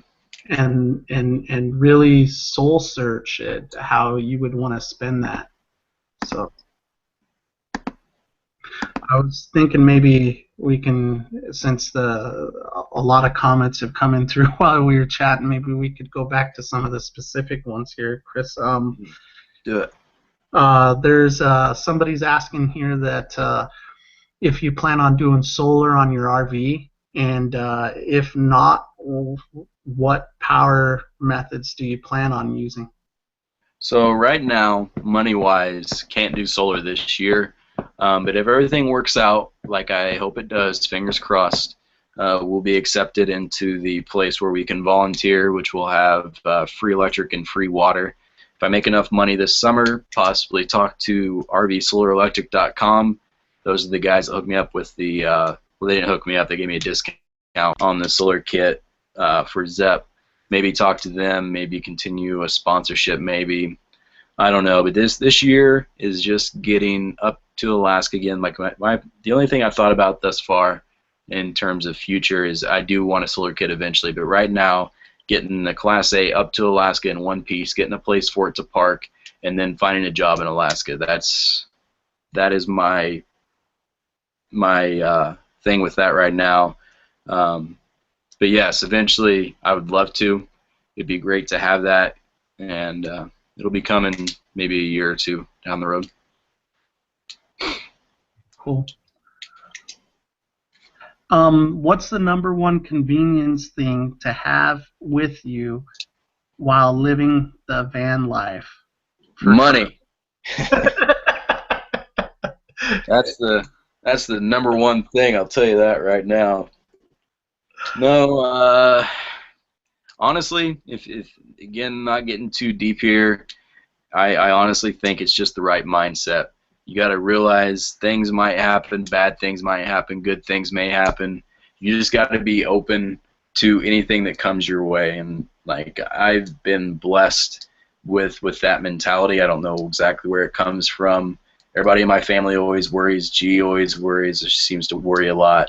And for me, it's just everything's going to be okay. You sit back, relax, don't panic, figure out the best situation. I mean, you know, I don't know how it was when you broke down, if it was more so as a panic sit on the road and cradle your knees, or more of a, okay, we have A, B, and C, what is that going to equal?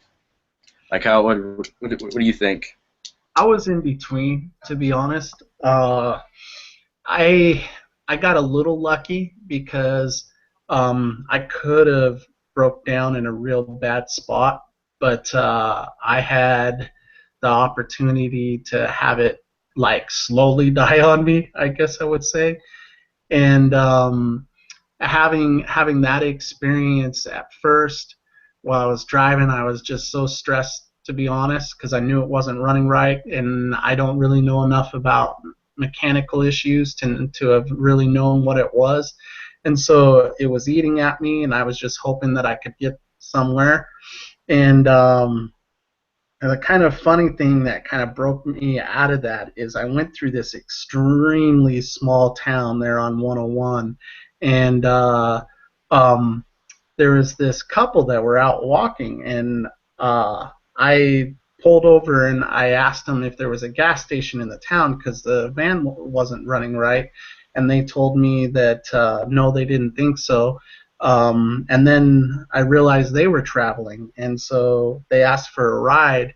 And when they got in, I didn't see that they had a great big dog with them as well. And so when the dog got in and shook off and splattered everywhere, it for a second I started to get up, pulled me out of the woe is me thing, and it started making me a little cranky. And then I was like, why bother worrying about it? The dog's already shook off. And for some reason that took me out of the thinking woe is me, and a little bit of a panic moment I had. And I was focused still on the van, wasn't running well. But when I got over to Coos Bay, I was like back on par with, okay, so what is it? What's my plan on correcting it? And I hope it's not too much, So Absolutely. I kind of went through the whole range of emotions on that, to be honest. So Yeah, that day. birth through fire with stuff like that. You just got to experience it, and man, that'll change your perspective on things. Definitely think that to you.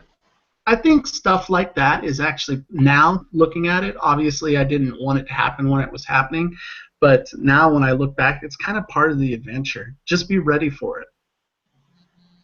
Absolutely. Expect it.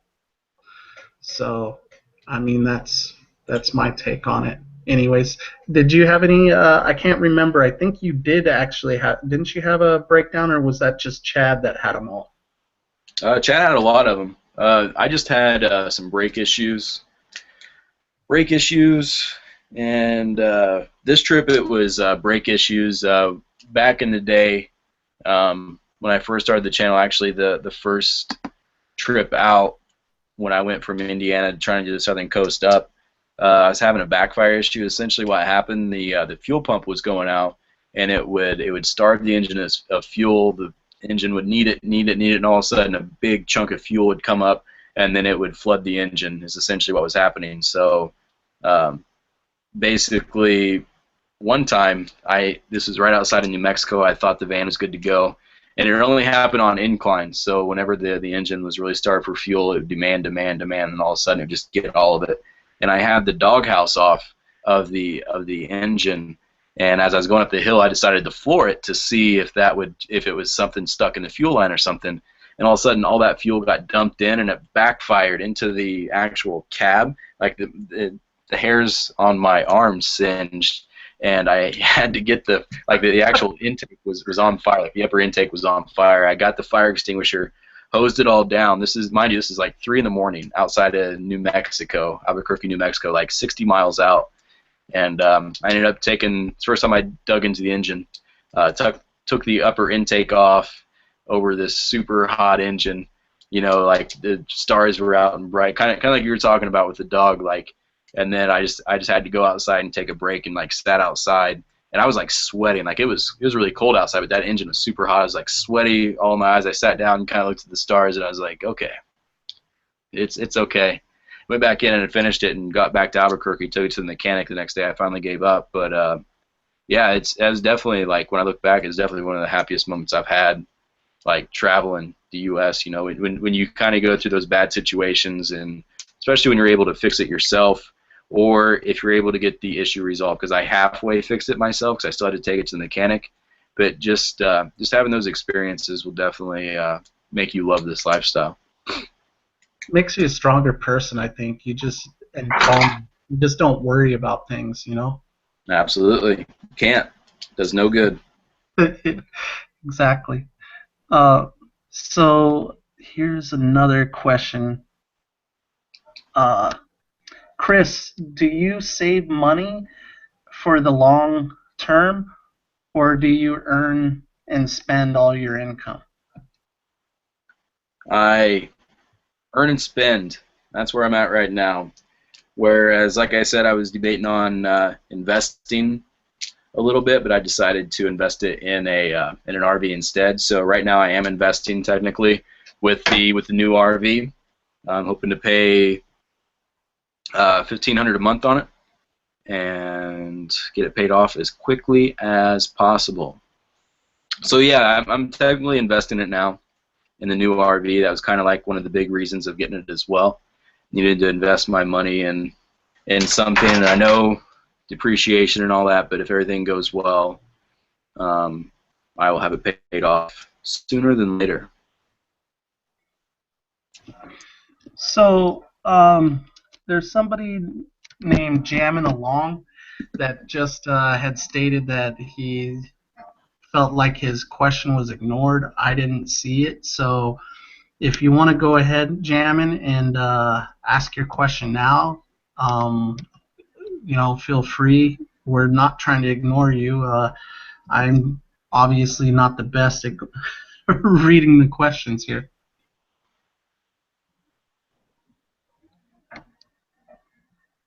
Yeah, I didn't see anything on there. So I have a question here. It says, what do you want the most in the RV that you do not have now currently? You know what? That's probably going to be a real bed. Until I got back here to Houston, I had been sleeping on the bench seat in my conversion van. I didn't even take it out and do a bed build or anything like that, and I hated the bar that was in the middle of it, so I just stopped even folding it down, and I just started sleeping on it like it was a couch. So a real bed would be mine.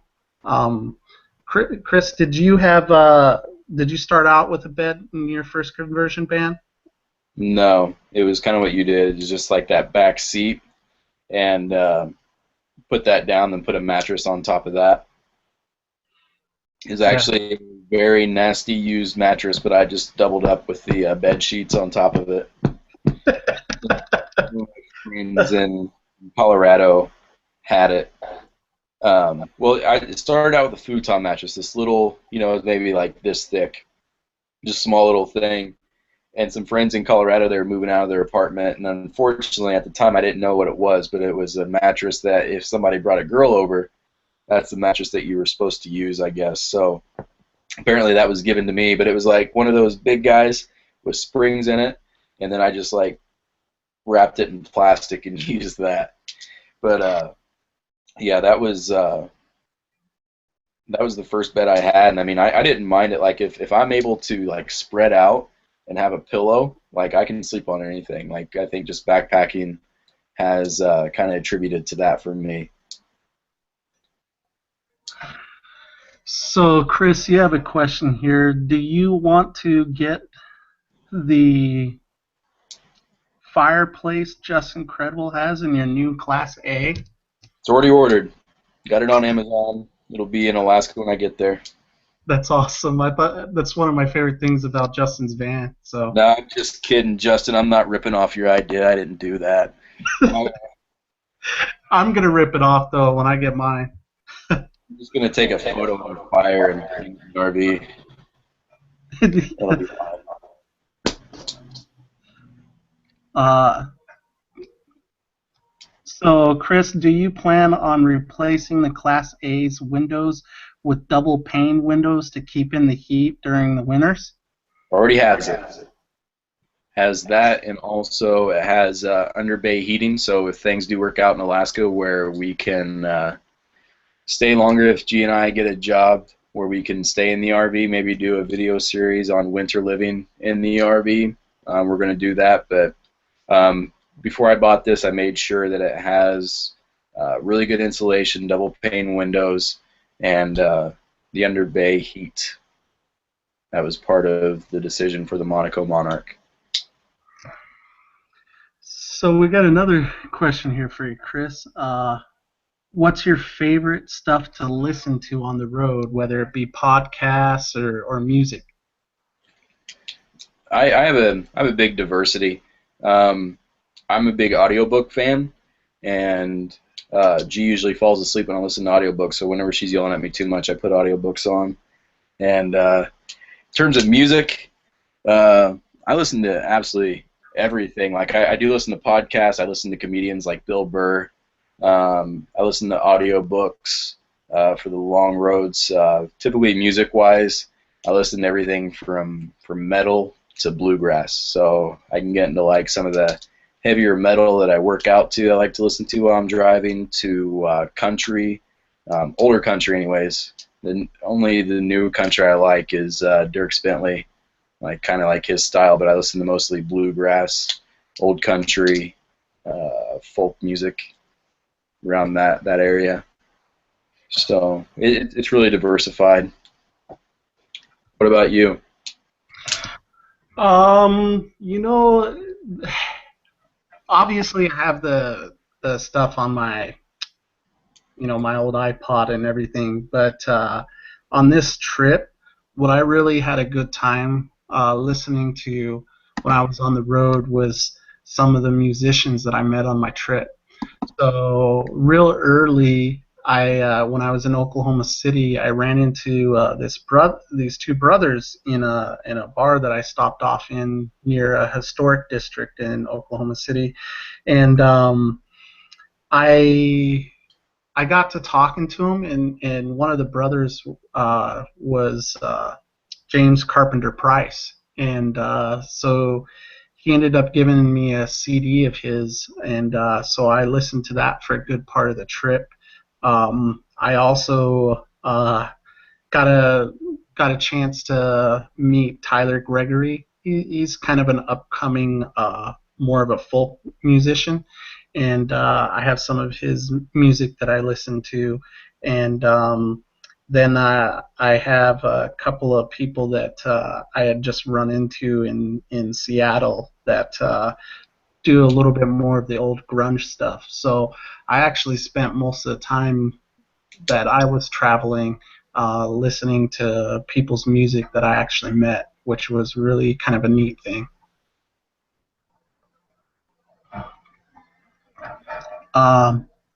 So question, how do I get invited to this hang? Oh, never mind.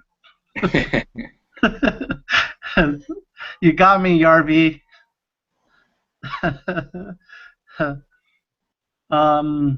Scroll down here. I mean, Chris, you about ready to wrap it up? This has been a long one. I just realized how long we've been on here. I'm up for whatever. We can hit it up for another 10 minutes at least, unless you're ready to go. No, I'm more than happy. I've actually been having a good time. It's been real nice getting to know you too. Yeah, dude. Let's keep going. That's fun. All right. Missing you there. I said I'm trying to scroll down. Sorry, guys.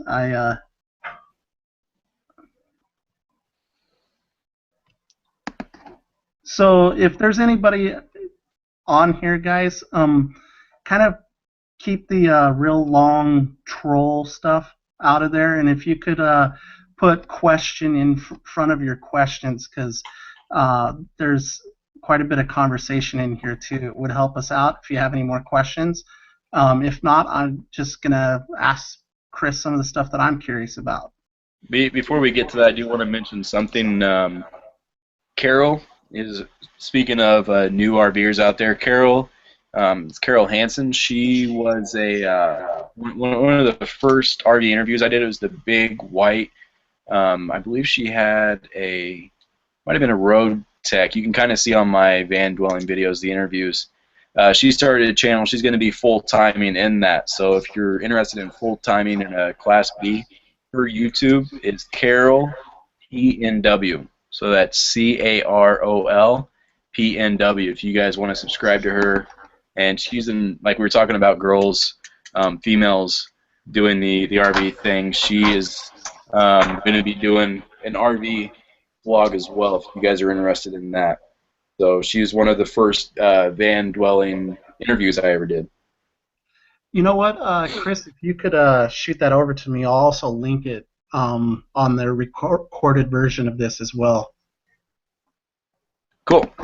And I kind of wanted to give a shout out to a guy that hasn't had the best reputation on some of the other channels, but on mine the other day he kind of discouraged some hate stuff that was going on the channel, a little bit of a flame war sort of thing. The IRC bully. Thanks for helping reduce World Suck that day, and hopefully you can keep doing that sort of thing on everybody's channel.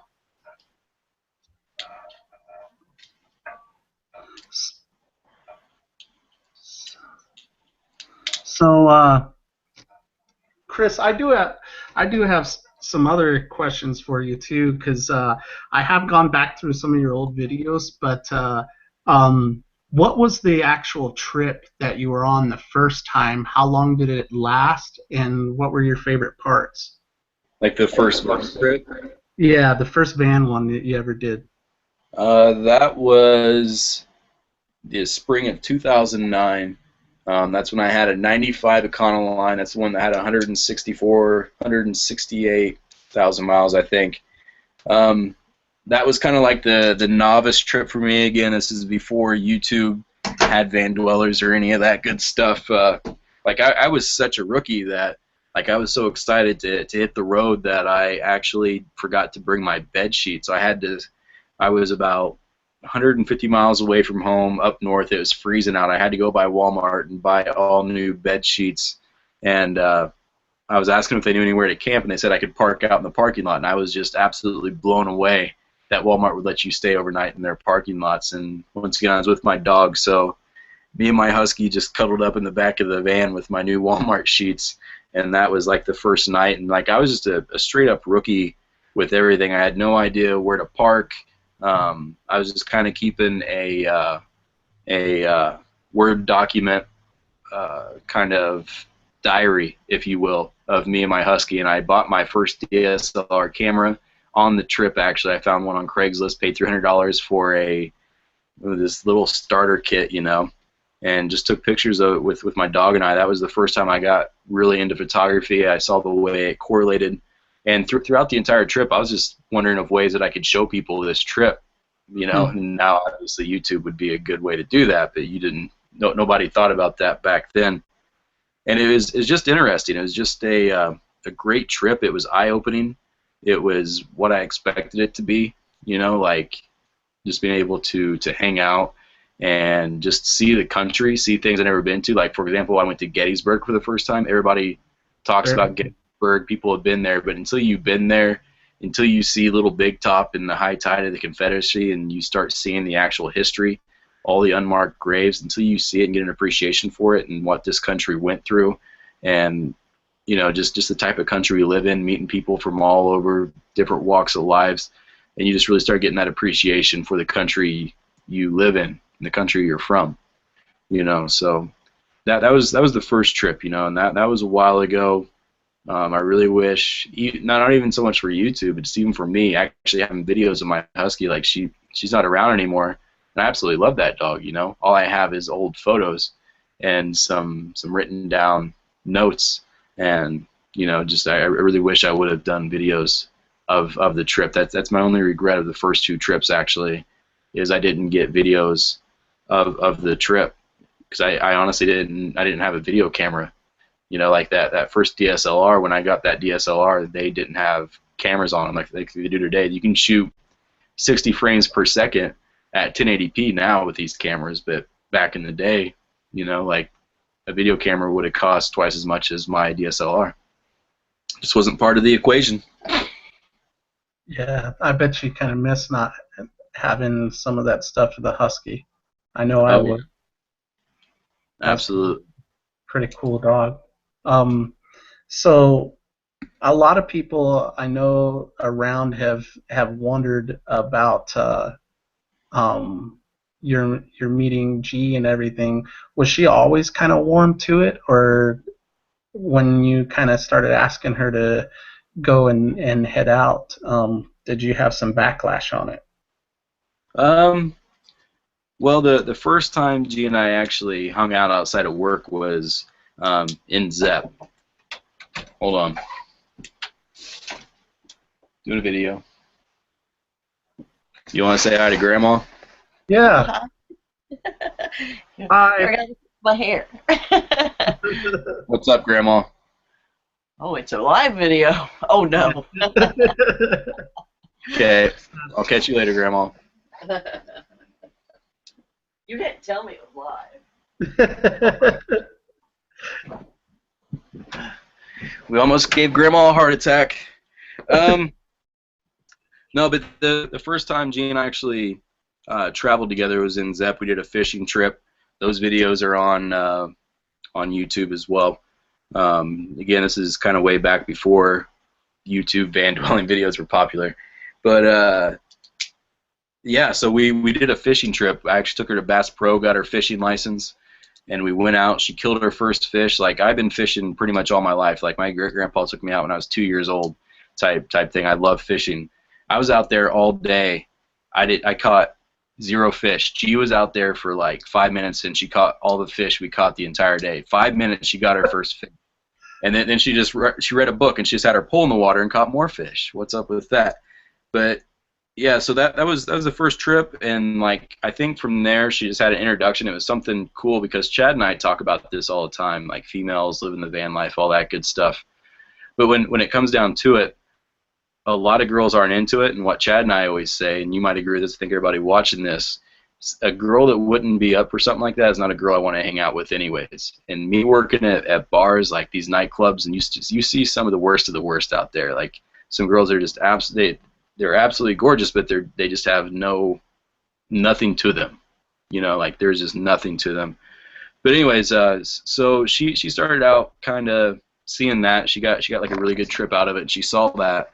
But her actually coming up to Alaska, our stories differ, but this is what happened. She has a different story. But we were out to eat in Arizona, and just mentioned that she could come along if she wanted to. I thought she'd be completely up for it, and she's like, I don't know. Like that is kind of like a big step. It's like, okay, that's fine. And this group of 3 ladies were eating next to us, and I was like, if you just graduated college and a guy offered you to travel up to Alaska in his van, would you do it? And they're like, are you thinking, like talking to G, they're like, are you thinking about doing that? And she's like, yeah. She's like, what are you doing? Like, absolutely do it. Like, are you crazy? I'd do that in a heartbeat. I was like, I told you, like, it's a good opportunity. You can come check it out. And that's how she came on board. So it's definitely been a transition, you know, like from how she was when we first met. Like, I don't think she'd ever consider herself being able to hack it in Alaska, let alone live in an RV in Alaska. And I think it's just more along the lines of, I think anybody can, like, even talking about the trolls and everything, I think if people actually did experience this lifestyle and seeing what it was actually about and what it actually feels like to wake up in a beautiful place that you can move from, or just if you're on the road, you wake up and you look outside and there's a beautiful sunrise, or you just parked in this absolutely amazing place out in the middle of nowhere, and just having that freedom and having that reality, like, once people get a little taste of that, I think that is where minds get changed. I think that's where people's perspectives on this lifestyle change, and I think that's what happened with G. I think she's seen the possibilities of the nomadic lifestyle and how RVs play into that, anyways, for me. And it's just been a progression, and I think she's seen it, and I think it'll be a thing that will always be a positive memory and notion for her. Yeah, I do agree with you. Something that you said real early. If it's a girl that won't at least try, I mean, I'm not gonna, give them a hard time if they have an issue with comfort, but if they won't at least try and they get real spooked or balked about it, I don't really think it's a kind of person that is going to be, if that's going to be a good life partner for you, or even short-term partner for that much, simply because if you want those kind of experiences and they don't, you're going to end up not having them, and that may lead you to a life where you actually have resentment, and that's never a good thing. So absolutely, that's I think that's, yeah, I absolutely agree with you there, because for me, coming from small town Indiana, I think a lot of people here, I mean, granted, we already discussed people living their own lives, that's fine, but I think what happens a lot of times here, people end up getting married pretty young, and they actually haven't been outside a 20-mile radius all their life, and then later on in life, once they start experiencing things and seeing what's out there, I feel like they have resentment towards themselves or the person they're waking up next to. And I think that's pretty dangerous, and I think that leads to the divorce rate of what it is, because people wake up once they're older and they start resenting people. That is not anything you want for your relationship. That's the end of the relationship right there. Yeah, I completely agree. And even if you guys wandered around with it, it's not going to be happy. So, my experience with Catalina, I know some people have asked about that, is she wasn't too keen on me taking this trip in the beginning, and I went ahead and did it anyways because she didn't really at first want to be part of it, and she had some things that would prevent her from being part of it to stick up for her there. But her coming out and visiting me while I was out there, even though she really didn't like staying in the van and doing it that way, she has come completely full circle and wanting to find a way for us to be able to do it together. So, and she comes from a culture where the RVs, this is not a thing that regular people do, in Brazil. I mean, you don't find them there. There isn't a community there and stuff like that. So, and she came around. So I just think that any girl that's worth being with, if there aren't other things like children and stuff like that, that need to tie you to a place, I don't I don't see it being a good thing if they have an issue with it. And even if there are kids, I'm seeing more and more families out doing the RV life. Have you noticed that? Absolutely. There's actually the place where I bought my RV. They sponsor some bloggers that actually they're trading up with an RV with one of the bunk slides. So it actually has the bunk beds. They're going to use that as the cradle until the kid's like 4 or 5 years old, you know. So uh, it's doable, and I like I mentioned before, I think the whole mentality and the whole idea of people's lifestyles is changing here in America, and I think the mobile lifestyle is going to continue to grow. I'm all for that. No. Absolutely. um, I have there's a question in here that I saw that was about prior to the YouTube thing. Did you ever read the blogs, the travel blogs? No, it's hard for me to read blogs. Like I'm more of a visual guy, and I know it's a very cliche thing to say, but if I can listen to an audiobook and work on something else, I kind of listen to it and maybe edit some photos, that's where I'm most happy. Or if I can listen to an audiobook and drive, I love that. But for me to sit down and just read something, it's not as stimulating for me. And I think maybe that's just a generational thing. I've been raised with TV and computers and everything, but I never got into the blogs. Like I said, when I first did my first van trip, I was amazed by how many RVs and fifth wheels and everything was out there in people's yards, because I was just kind of intrigued that that many people were actually out there uh, doing the RV thing. I had no idea, so it was kind of one of those things. Yeah, I'm the same way on that note. I had no idea that there was such a community around it, or that it was such a popular lifestyle. I kind of always saw it as what old people did.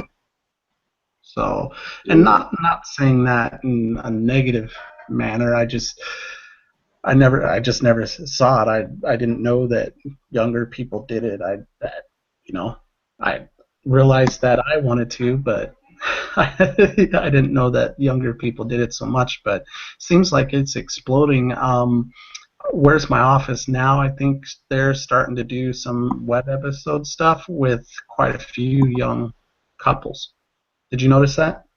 To be honest, I wish I could get out there and view more. I maybe need to get to it, but I haven't seen one of their videos for a long time, to be honest. So have to catch up with that. So they're just doing like interviews with people living in vans, or what?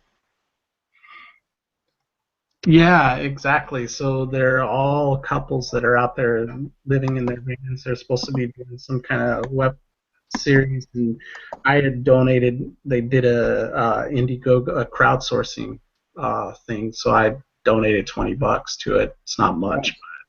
No, Um, that I helps, man. I thought it was pretty cool though. What they're trying to do is show that it's not just something that you do at the end of your life, and showing how many people are enjoying it. And pretty much all of them that they showed in their video were, just the trailer for it. Were all younger couples in a van of some sort. Yeah, it's like hopefully on the way to Alaska, I'm hoping to do something similar. I'm not trying to make a web series out of it, but I definitely want to interview and meet as many people out there as possible. And Hey, do real quick, Chris, do you know how to? Can you tell me how you go about blocking somebody? Because apparently there's somebody. I'm being asked by multiple people on Marcus Beard. um, I think I'm honestly not too sure. I think you have to go to his actual channel and block him from there. I think I'm not too sure. Okay, Marcus, if you're watching it, please knock it off because it's like causing it not to be as much fun for everybody, I'd appreciate it if you could stop.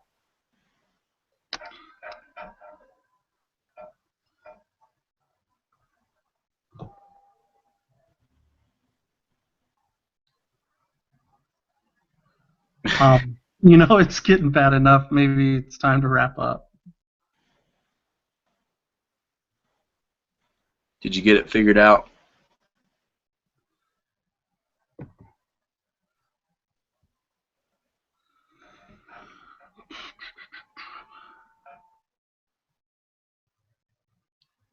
I'm on his channel, but I'm not seeing where I would block him.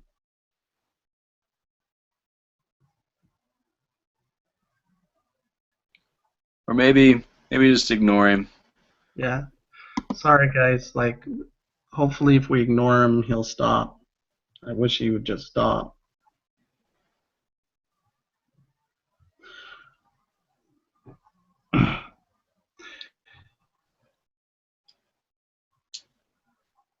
Any other questions on there?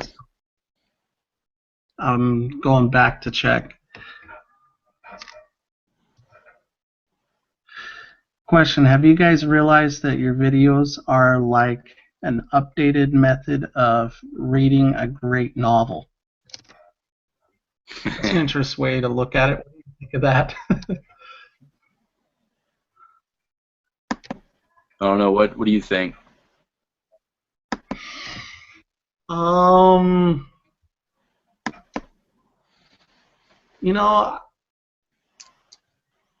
think it has its own place. I'm kind of a fan of books when I get a chance to actually read them, and I think there's something that you do with your own imagination when you're reading a novel that kind of surpasses what can be put in images without, hundreds of hours of film. So, and I think that's why most people would say that the book's always better than the movie. Absolutely. Yeah. So, it's flattering, but I don't know that it's an updated version quite. I think it's just more on a personal level, like kind of how you said when it comes down to like you can use your own imagination. Like it's just like a personalized thing whereas with these YouTube vlogs, it's actually real people instead of even those reality shows are absolutely horribly fake. So I think it kind of just translates more into a personal experience rather than just something that's scripted, where sometimes on YouTube things are exaggerated and whatnot for more views, but it's just at the same time it's just more of a personal level, which I think people are being drawn to in general compared to the regular TV shows.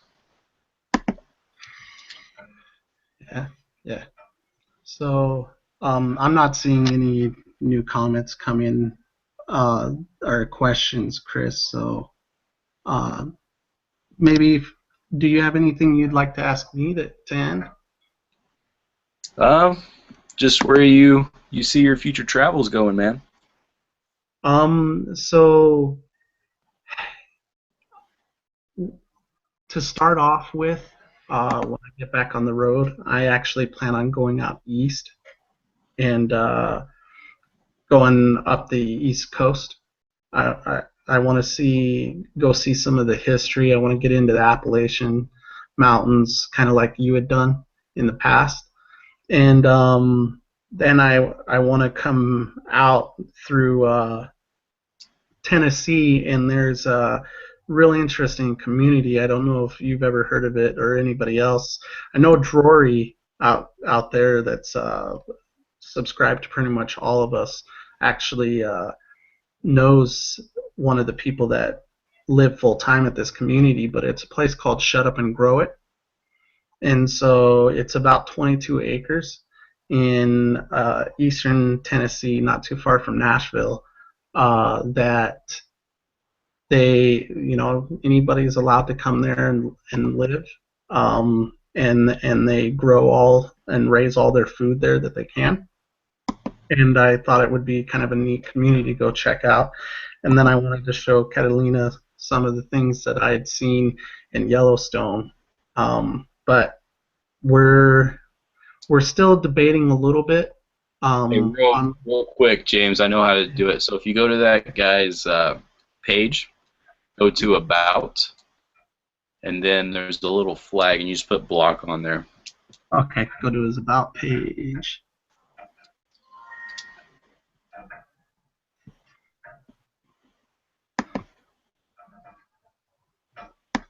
Oh, I see.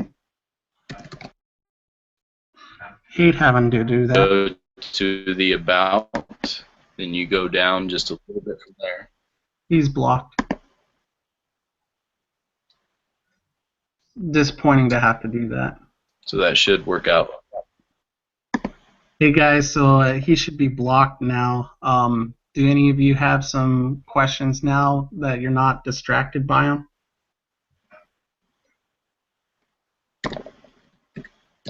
You want to continue do future travels? Oh yeah. So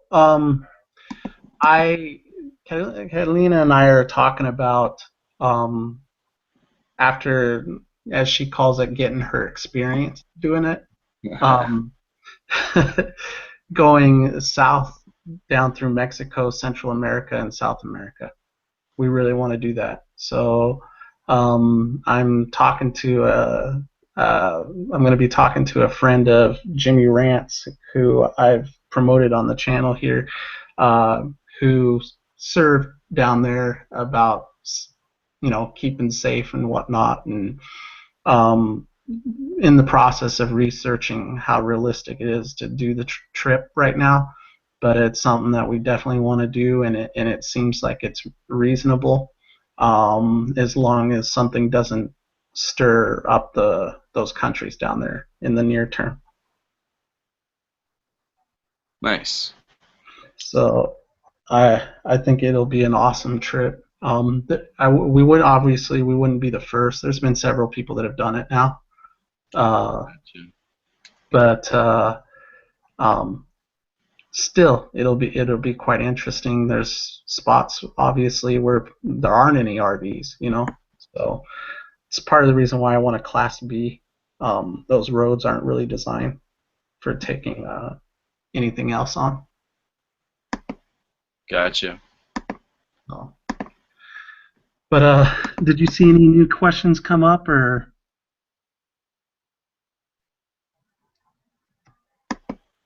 If Chad was the first dweller that I met on the road, and Chad was the first YouTube blogger that I actually met on the road. Actually, I have to say, out of everybody I met on YouTube, Chad was like the first guy that I met on YouTube that I would say that's like actually a friend. Like, talk to him on the phone.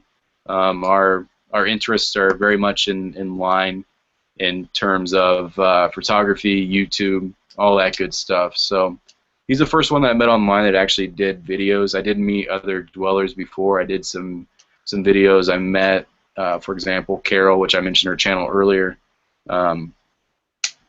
But he's the first blogger, and we still stay in touch. I actually, when G and I went to Thailand, I kept Zep at his parents' house for the time I was in Thailand. So yeah, I'd say he's a friend, and it's always good talking to him. Like, we plan on doing a live video sooner or later before I head back up to Alaska, which will be March sometime. So Very cool. On that note, like, the first YouTuber I met was Just Incredible. So he was on here a little bit ago. He also was my first subscriber. Real cool guy. So I really enjoyed hanging out with him. Hope to get back up there and get connected again. And we're planning on doing another live video with Line Screw One up there that lives in an RV. So. And I'm glad you started doing these live videos, because I think they're pretty cool.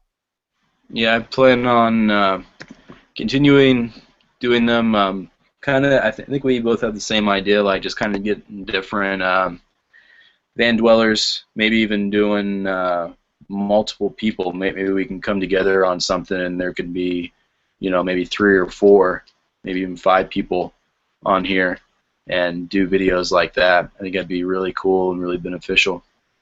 I completely agree. In fact, Justin and I were talking about that when I was up there meeting them, that we should invite as many as is realistic to fit here on Google Plus, on the Hangouts. What do you think of that? Every Tuesday or something? Yeah. When do you he was thinking more in the evening, but when do you think you would like to do that? I'm up for whatever. Just let me know.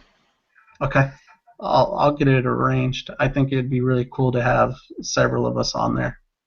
The only tricky part for me is going to be up in Alaska is finding internet that I'm able to actually use, because it's pay-as-you-go type thing. So I just need to find, and the public library is a little tricky just because it's whenever it's open, it takes like an hour and a half to upload a 5-minute video. So for me, like maybe Sundays, I don't know if you guys are down for Sundays or whatever, but the library isn't open on Sundays, and I can just take the van up there and park outside and just get the Wi-Fi from there. I'm open to that. I mean, I don't mind it being Sunday. I was just trying to say YouTube Live Video Tuesday, something cheesy. Is the only reason why I picked Tuesday. We'll get it figured out. I mean, we have plenty of time to get it figured out. Now that we don't have anybody disturbing the chat room, do we have any other questions? Let's see here.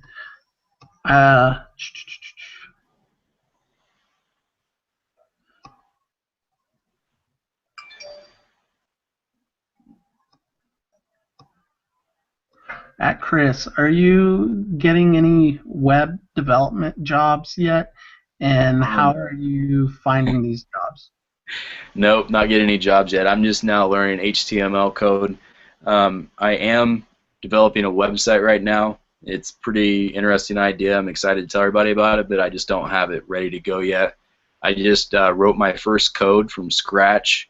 I ended up, going with a plugin, but I made my first code from scratch. I did the tables, did the colors, did the fonts, and that was the first time I actually did HTML code. And now I'm going to be working on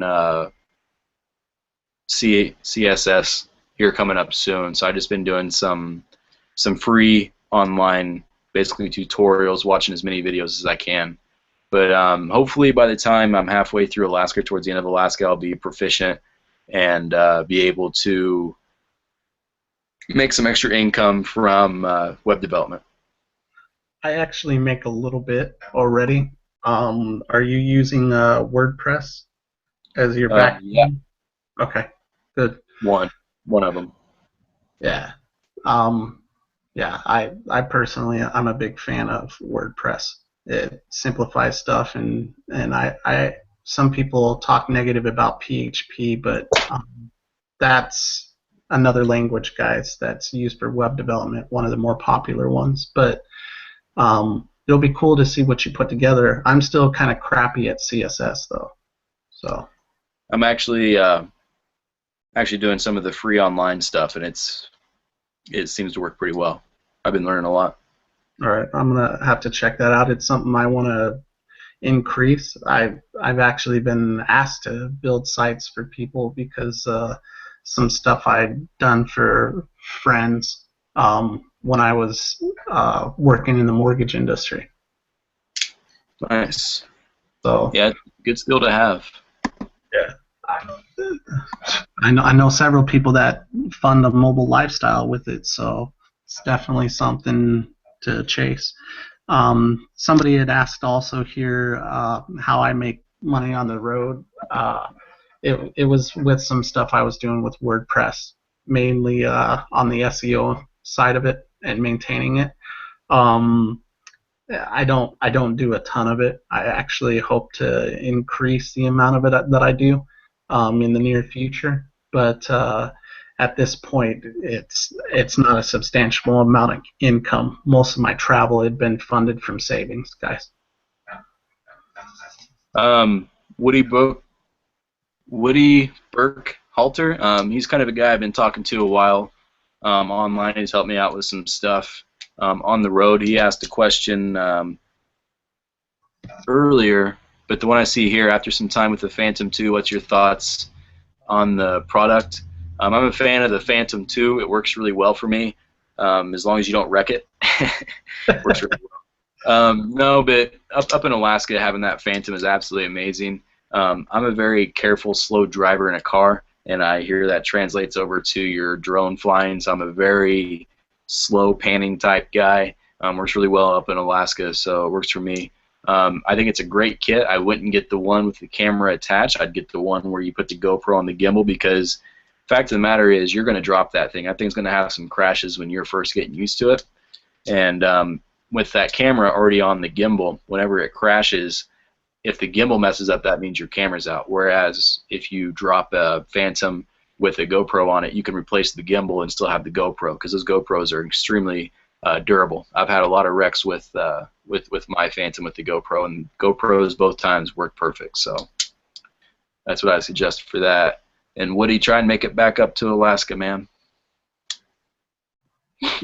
Yeah, definitely.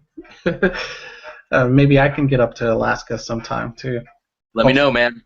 Hopefully you're still up there and everything. Oh, I will. How long do you plan on being up there?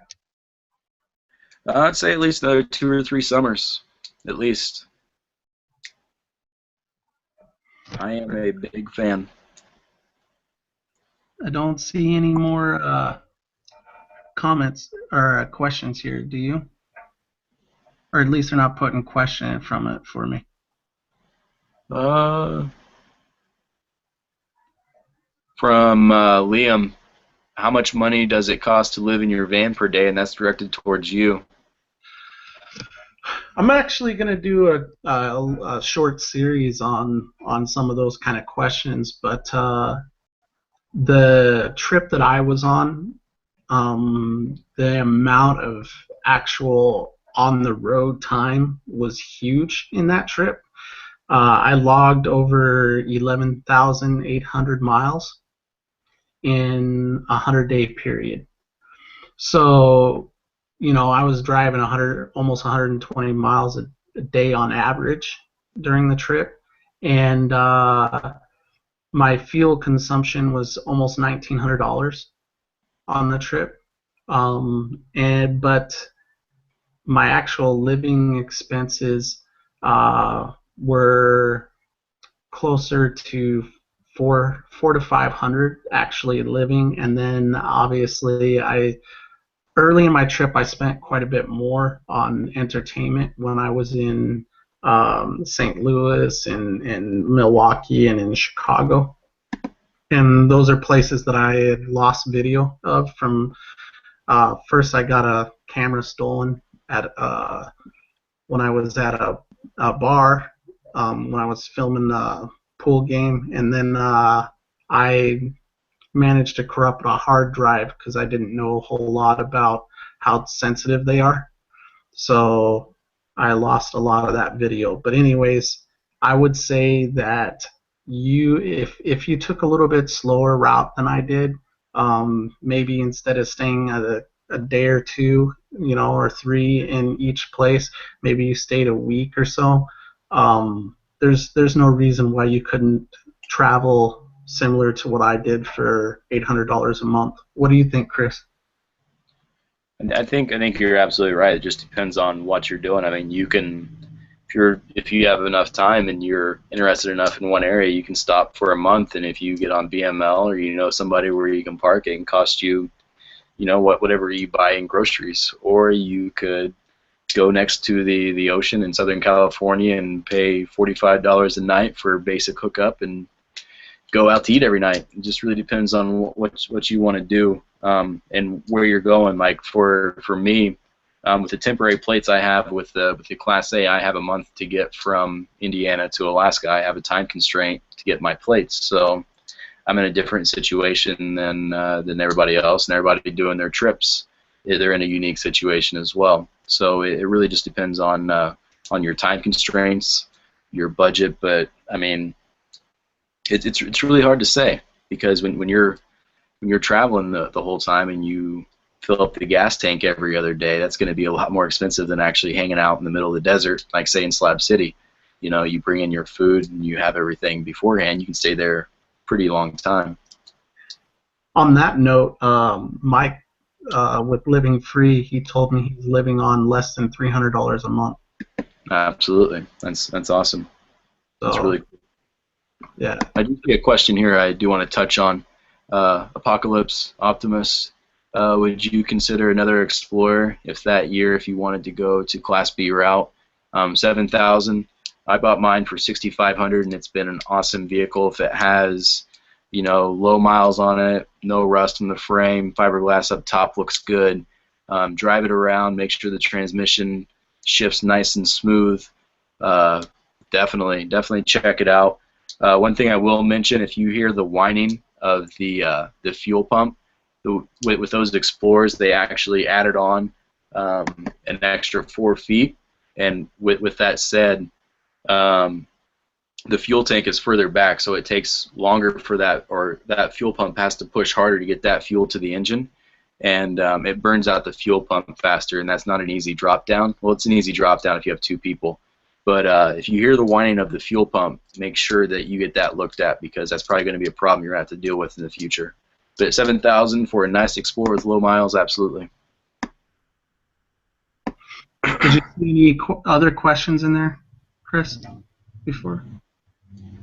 I mean, there's a couple. Are you ready to end this bad boy? I think we're getting close, and I'm having a hard time reading them. So if you want to take over on that, I'm okay with going. But I mean, are we losing people yet? Are you ready to get off, or are you enjoying yourself? I'm up for whatever. There's still 90 watching, but some of them are on a tangent about solid state drives.